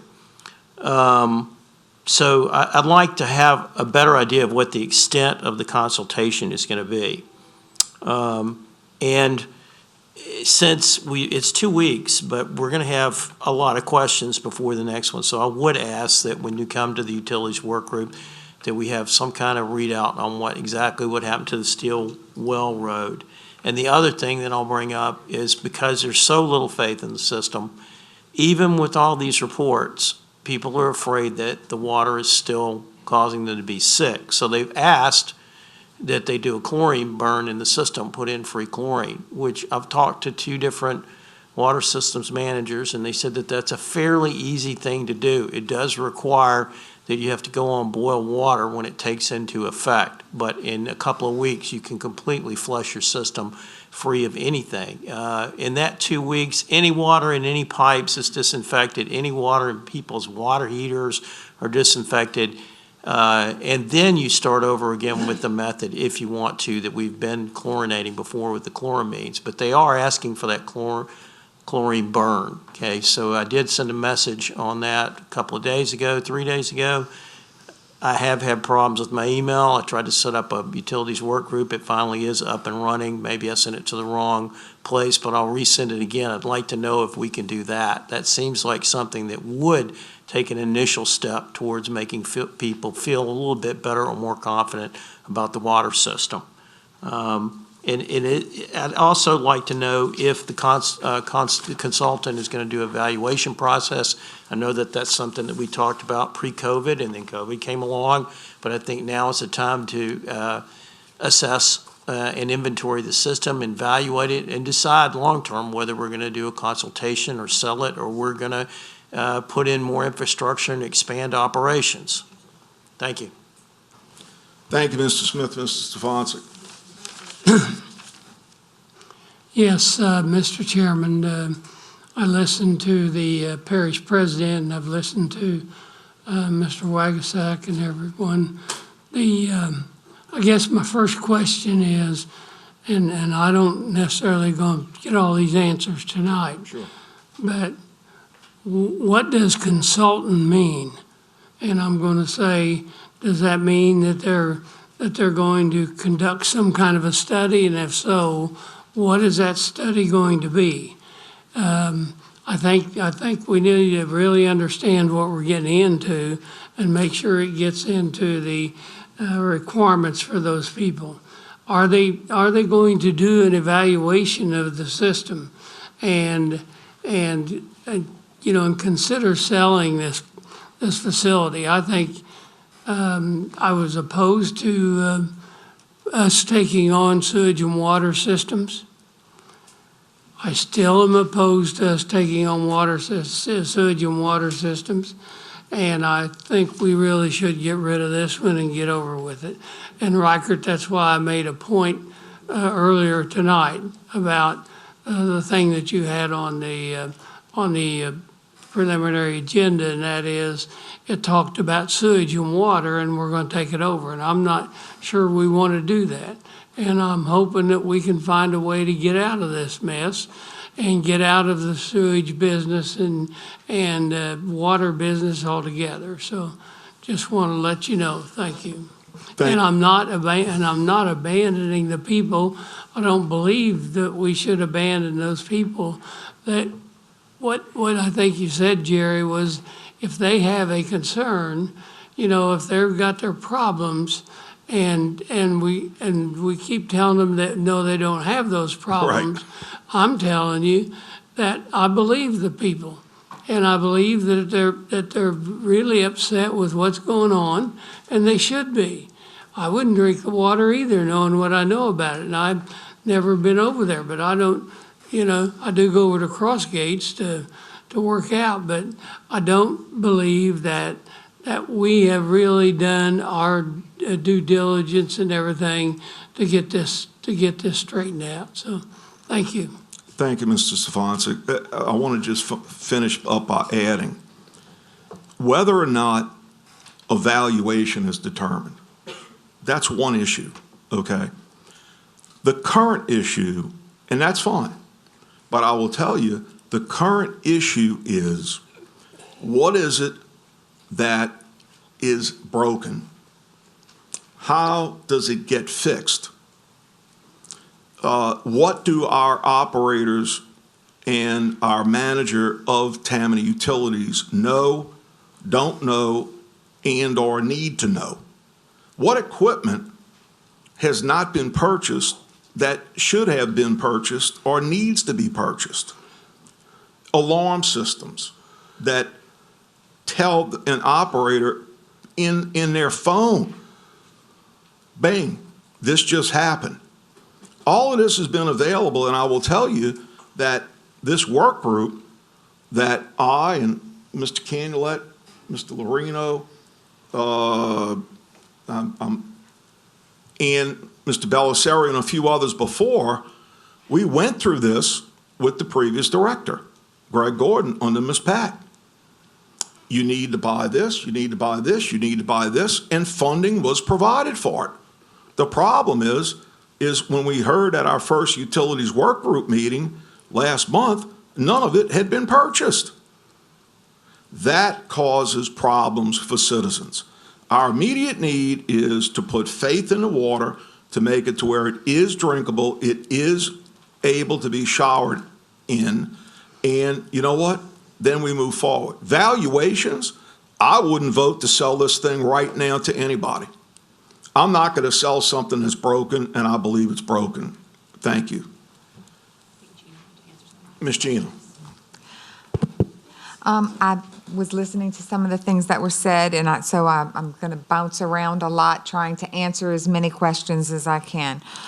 First, Mr. Wagaspat brought up the tank issue about running out of chlorine. I want to explain that there are two different tanks. There's a big tank and there's a day tank. The reason why there's a day tank is because if there should be some malfunction at some point, and that would release too much chlorine into the system, you don't want to release what's in the big tank. You only want to release what's in the little tank. So our procedures and our policies are set to where there are protections that when something does go wrong, there are ways we can fix that. The day tank, he is correct, did run out of chlorine for that day. But we never dropped below the rate that we're required to have. You have to have 0.5. We had well above 0.5, even at the lowest point. So we did not require a boil order. The reason why is because our policies worked, our procedures worked. Because we have a person that checks every well within so many hours of every day, they were able to catch that day tank had emptied before it became an issue. So had it not been caught, had we not followed procedures, then it would have been an issue. But because we followed our procedures, the procedures that are approved by LDH, we did catch that issue in time before it became an issue. So we did not drop below the required chlorine level. We weren't even close to dropping below the chlorine level. It wasn't even anything that was questionable. So there was no need for a boil advisory. So I did want to state that he was correct, that day tank did run out of chlorine, but we did not fall below the level. With regard to the other thing that he mentioned was he was discussing what we had, our sanitary survey, which came in, which they noted that there were some things they wanted us to do. We did have the mesh screens on our tank, on our wells, but they wanted us to do a different gauge of mesh, so we replaced it. It wasn't a big deal. We replaced it the same day. So that was not a problem. We also had a valve that was dripping. They told us to tighten it. We tightened it. We had a flow meter that they wanted replaced. We've ordered it. It's just not in. As soon as it comes in, we'll put it on. I think it's scheduled to arrive on Monday, so we'll put that on Monday. The one big problem that he noted and that Mr. Wagasback mentioned was that our backflow prevention plan hadn't been followed. The backflow prevention plan is something that was put into effect a few years back. It's when you have to identify all your different users, and you have to mail them letters and tell them that they require a backflow preventer. It's something that was new a few years back. All water systems where everyone's having to mail out these letters and things. We didn't mail the letters out timely is what happened. So we are in the process of mailing out the letters. So that is, he's right. We did, that was something that we noted as a deficiency because we didn't mail out our letters timely. So our letters will be getting mailed out.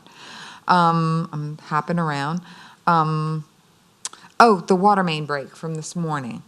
Let me give you the timeline on that. Let's see. It was a 4-inch water main at Willowwood and Crossgates Boulevard that broke. At 5:40 a.m., we noted that there was a water leak. 6:23, we had our first report of low water pressure and a broken line down the road. 6:48, we received our second call with low water pressure and that the street was flooding. At 7:01, the pressure at the Steel Road well was 40 psi. We're required to keep it above 20. If it falls below 20, that's when you issue a boil. So at 7:01, the psi was 40, so more than double what we were required. We have a picture of that gauge at 7:01 that shows it. At 7:03, we had another complaint of low pressure. 7:06, another complaint of low pressure. At 7:21,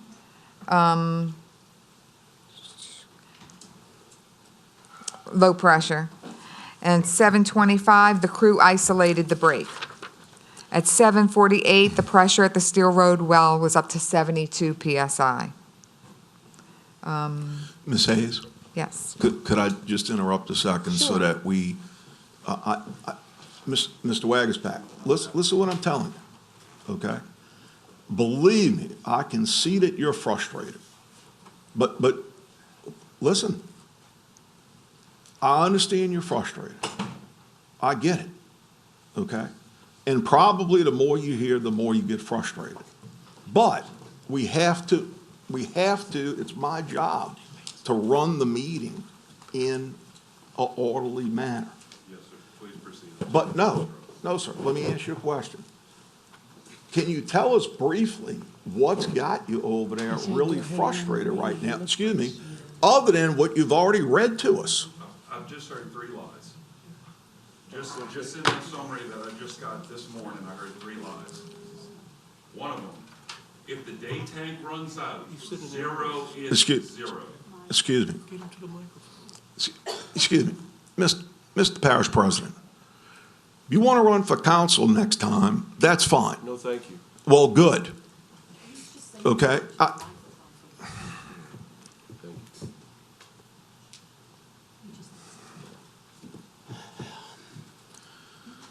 Mr. Wagspack, make it short. 3 things. When the day tank runs out, 0 is 0. That means 0 chlorine's going into the 20,000 gallon hydromatic tank right next to it. That means the house that's right next door to this tank gets 0. 0 is 0. The gauge, the 40 psi, is on the tank. How do you know that all the way back in the bluffs where water is trickling out the faucet that it's not below 20 psi? You don't. You don't have pressure monitoring. You don't have any of these controls on there. So you don't. You got a gauge at the tank that you took a picture of. At the tank, which is the highest point in the system, said 40 psi. So all the way down at the back of the subdivision, I can promise you it was much lower than 20 psi. And then the flow meter. The flow meter is the last thing I want to talk about. The flow meter that was noted by LDH. How long has the flow meter been broken? It was completely unoperational, as noted by LDH. And how do the operators properly dose the chlorine without knowing the flow? They have to be able to put a precise amount of milliliters of bleach into the line at the flow to generate the chloramines and not overfeed it. When they overfeed it, it creates dyes, it creates tries, it creates skin problems, it creates all of the things that we've said. So at the end of the day, I'm aggravated, as everybody else on this system is aggravated. All we hear is lip service. All we have to do, we make these allegations. There are no allegations. This has been the game for 5 years with this utility. It does not happen unless you have a picture, unless you have video, unless you have evidence. The residents have to provide evidence to Mr. Brown in order for the water system to do the right thing. That is absurd. And Mr. Wagspack, thank you for your comments. Remember, for everybody, we have a meeting on this specifically. Chairman Lorino has set up the next meeting on May 17th. Maybe we'll have more answers, and we can certainly discuss it in full at that meeting, okay? So I thank everyone who's spoken. Ms. Hayes, thank you. Wait. I had a couple of other things that I was. Okay, well, but I mean, I'm Okay. just simply Okay, trying okay, to okay. let it end. Okay, I'm fine. Yeah, and we'll go to May 17th next, okay? Mr. Parish President, I meant no ill will towards you, but it's hard sitting up here and people are pointing fingers and hollering and talking. It's not easy to do.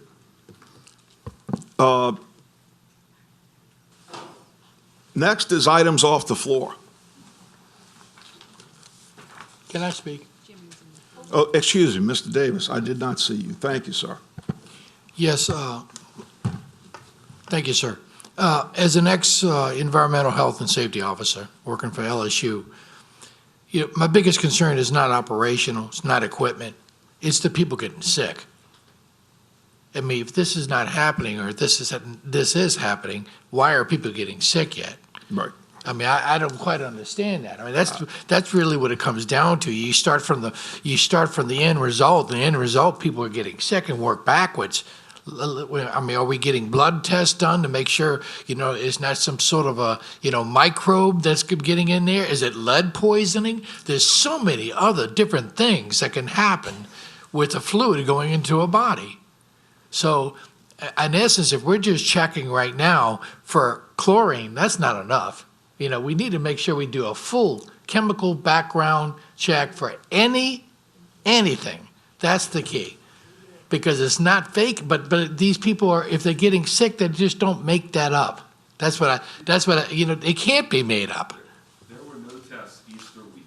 That's when all the problems happened. There were no tests Easter week. So Okay. 2 weeks later, you can say that everything's better, but Easter week, you can't say what happened Easter week. And Mr. Davis. Yeah. Continue. Yes, and of course, it's very dependent on where you take these samples. When I worked in the oil field, we took samples at different locations for gas and oil and stuff like that. Right. So obviously, this gentleman says, if I'm right next door and the tank does this and it stops for a second, and then the first house is going to probably be not in good shape. And then it kicks back on, but for that first couple of seconds, that house was affected.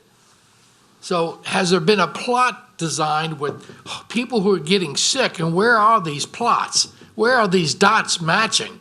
That way you can reference to where the pump or whatever the faulty equipment is.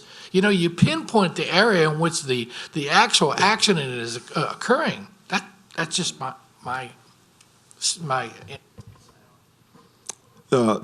Ms. Davis, I appreciate your comments because it's a good point made, which is this. We know that people have become ill.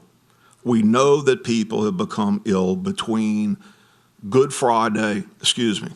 between Palm Sunday and right past Easter Sunday, okay? We can't go back and duplicate that. But there are too many people with UTIs, gentlemen, ladies, mainly gentlemen, children with rashes all over their bodies, men, women with rashes all over their bodies. Jimmy makes a great point, and that is we have to look at the illnesses and try to find out what occurred and how do we keep that from happening again. It's not about arguing with one another. It's just about we need safe drinking water. That's it. So thank you, Mr. Davis, for those comments. Miss Gina, you going to defer until May 17th? Okay. All right. So any other questions? Thank you. Moving on to off the floor.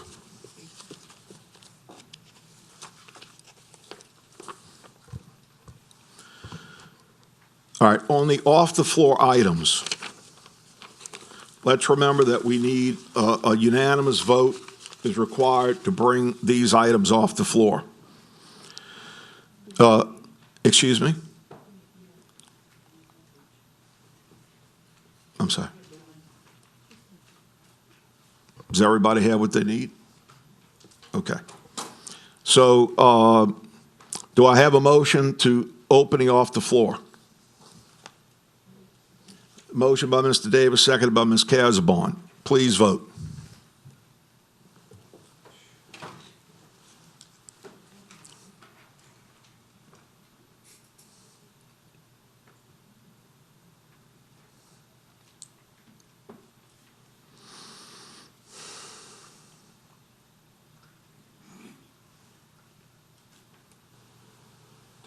The motion is unanimous with 4 absent. Thank you. Item 1 is resolution to acknowledge and confirm the president's appointment of a second administrative hearing officer. Any questions, or does someone have a motion? Mr. Stefanski. I've got a quick question. What is a second administrative hearing officer? Is that a replacement for Roy Burns? No, it's, Mr. Burns has a conflict of interest on at least one code case, and the code allows us to appoint more than one hearing officer. So this is to appoint a second hearing officer that can sit ad hoc when Mr. Burns has a conflict. So he is though doing the same job. Thank you. Yes. Okay. Any other questions? I move we adopt. We have a motion, motion to adopt, seconded by Mr. Davis. Please vote.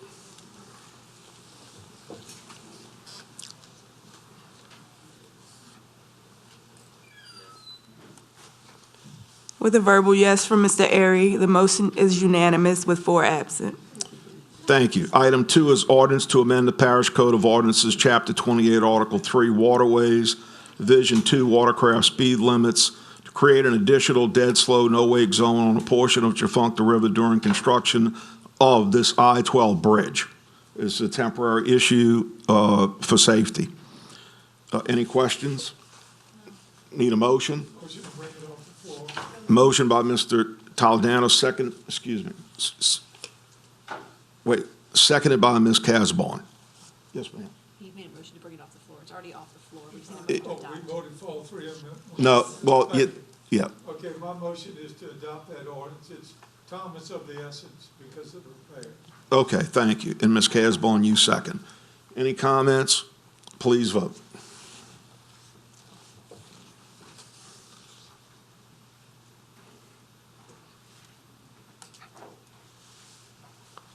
The motion is unanimous with 5 absent. Thank you. Item 3 is a resolution relative to expressing opposition to the draft environmental impact statement, EIS, for the Mid-Barataria Sediment Diversion Project and in support of St. Bernard Parish's and Plaquemine Parish's opposition to said EIS. Mr. Toledano. Yeah, thank you very much, Mr. Bender. I have demonstrated to my good friend George Ricks how much pull I have with this organization by pulling him up to the enviable position of dead ass last, I would call it. It's an item off the floor. Yeah, but it's an item off the floor, so he was close to dead ass last, but he is officially dead ass last, if I could use a French expression. But I do say to you in a serious moment, this is a very extremely important issue to the environs of our community, which overlaps through the Pontchartrain Basin into St. Bernard and Plaquemine Parish. Mr. Rick serves as a director on the Save Louisiana Coalition. George has been a tireless worker on this issue from Washington, D.C. down to Louisiana. The essence of it is that there is a strong belief, contrary to the state position in part, that this problem of coastal erosion is not to be solved by massive diversions. I'm going to ask George to step forward and not take a lot of your time. It's our belief and my belief that you do it in part with dredging, a significant part. and that you don't spend $2 billion on diversions and spend a much, much, much lower percentage on dredging, if you would. And there is scientific evidence that George would allude to that says this type of work is harmful to certain of our species, and it will virtually wipe out the economic well-being of our fisheries in that effort. I'd ask George to make a few comments before I move for the adoption of the resolution. And by the way, you have a wonderful packet supplied to you tonight. Lieutenant Billy Nungesser could not be here tonight. One of his very fine representatives is present. Billy had to be somewhere else, otherwise he would have been here tonight. The information is solid on this point, and I'll yield to George for a moment. Thank you, Mr. Toledano. Thank you, Mr. Chairman, members of the council. I appreciate you taking this as an off-the-floor item. As Mr. Toledano stated, since 2013, I'm president and CEO of Save Louisiana Coalition. Since 2013, I've been fighting specifically these diversion projects that are going to be devastating to our seafood and fishing industries. You don't have to look past 2019 spillway opening to see what river water does to, it caused a $258 million fisheries disaster. You saw the lake, what happened. Manville Lakefront, you couldn't go in the water, it was green. So you saw what happened. On March the 4th, they released the draft environmental impact statement for the Mid-Barataria diversion. And it laid out, there's no more speculation, it laid out what it's going to do to our seafood industries. We're going to lose our oysters, we're going to lose our brown shrimp. And this is going to affect not just St. Bernard Plaquemines, but St. Tammany and all of southeast Louisiana. The Barataria and Breton basins supply 25% of the nation's seafood. So we're all economically entwined. What happens in Plaquemines and St. Bernard is going to happen to St. Tammany. And I appreciate y'all considering this resolution, and I think it's very important that during the comment period for this environmental impact statement that we make our opposition known. There is a better way to do things. As Reichert said, Mr. Ince with Lieutenant Billy Nungesser's office and the Lieutenant Governor has been very vocal lately in opposition to these projects. So I appreciate your consideration. I would appreciate a vote for this resolution. Thank you. And Mr. Bender, what you have before you, members of the council, is a resolution expressing opposition to the draft environmental impact statement for this particular diversion project. And as George alluded to, Lieutenant Billy Nungesser has been a wonderful spokesman for the position that we are urging you to assert today. And your resolution will parallel and join with St. Bernard Parish and Plaquemine Parish in this opposition.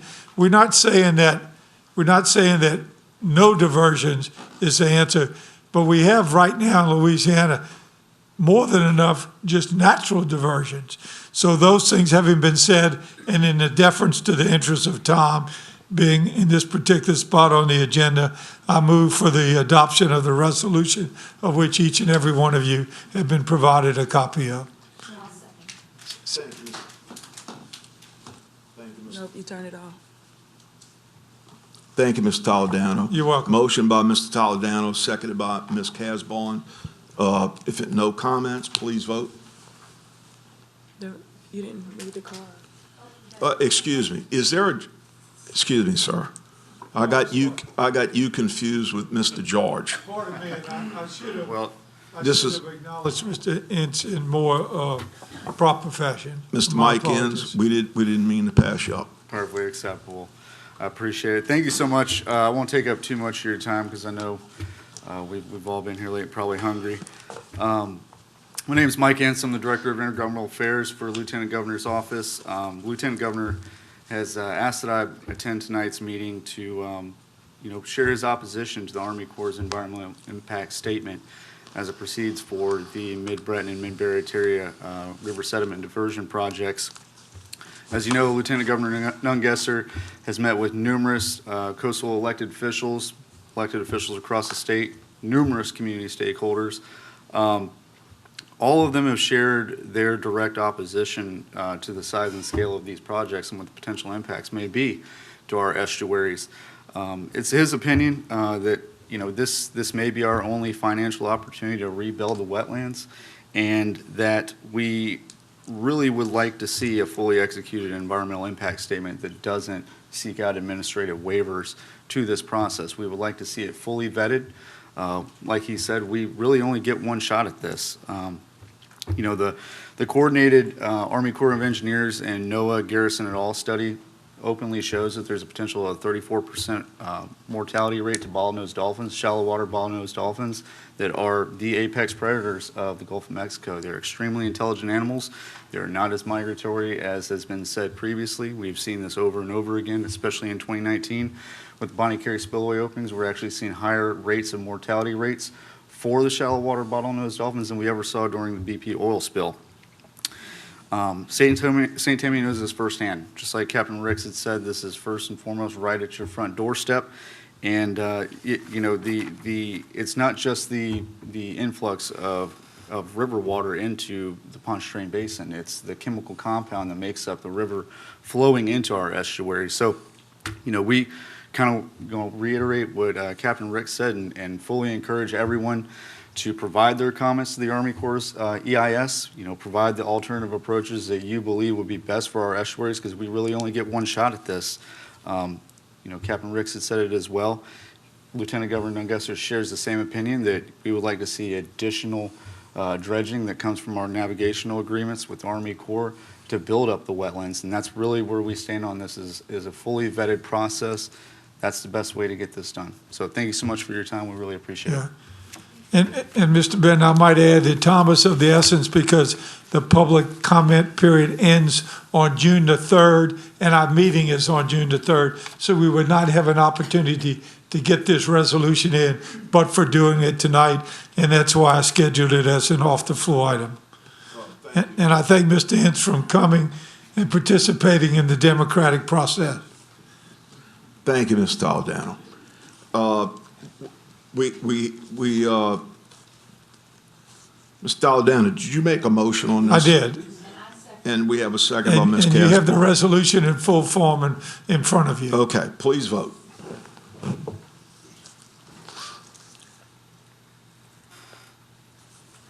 The motion passes with 9 yeas, 1 abstention, and 4 absent. Okay, so it passed? Yes. Thank you. We now have a verbal off-the-floor item. And it is item 1, a resolution to amend ordinance C-6440, council agenda related to surplus property. So let me read the procedure on this, okay? In order to vote, the following would need to occur. 1, a motion to add the corrective resolution to the agenda with a statement on the necessity of it being presented off the floor requires a unanimous vote, okay? Motion to adopt the corrective resolution, we just have, like every other one, a majority vote, okay? So we first have to bring this off the floor with a unanimous vote. Do I have a motion? Okay, seconded, motion by Mr. Stefanczyk, seconded by Mr. Mike Smith. Please vote.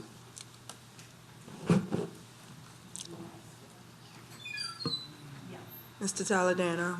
Yes, ma'am.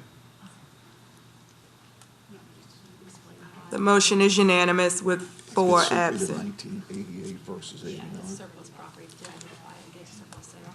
Okay, so this is simple. We had surplus property, and it went out as an item classified an old car as 1989. Okay, excuse me, 1988. And it should be 1989. It went in 1998, it should be 1989. Excuse me. It went in, it's not that simple. It went in as 1990. Boy, people don't think that we abide by the rules, huh?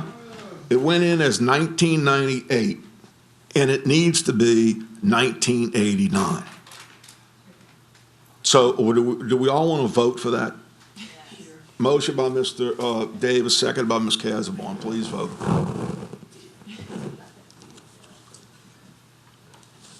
You saw what I wrote. Mr. Toledano. Yeah. A little bit slow to the gun, but thank you. With a verbal yes from Mr. Airy, the motion is unanimous with 4 absent. Any other verbal items? Yeah, motion to adjourn. Mr. Davis.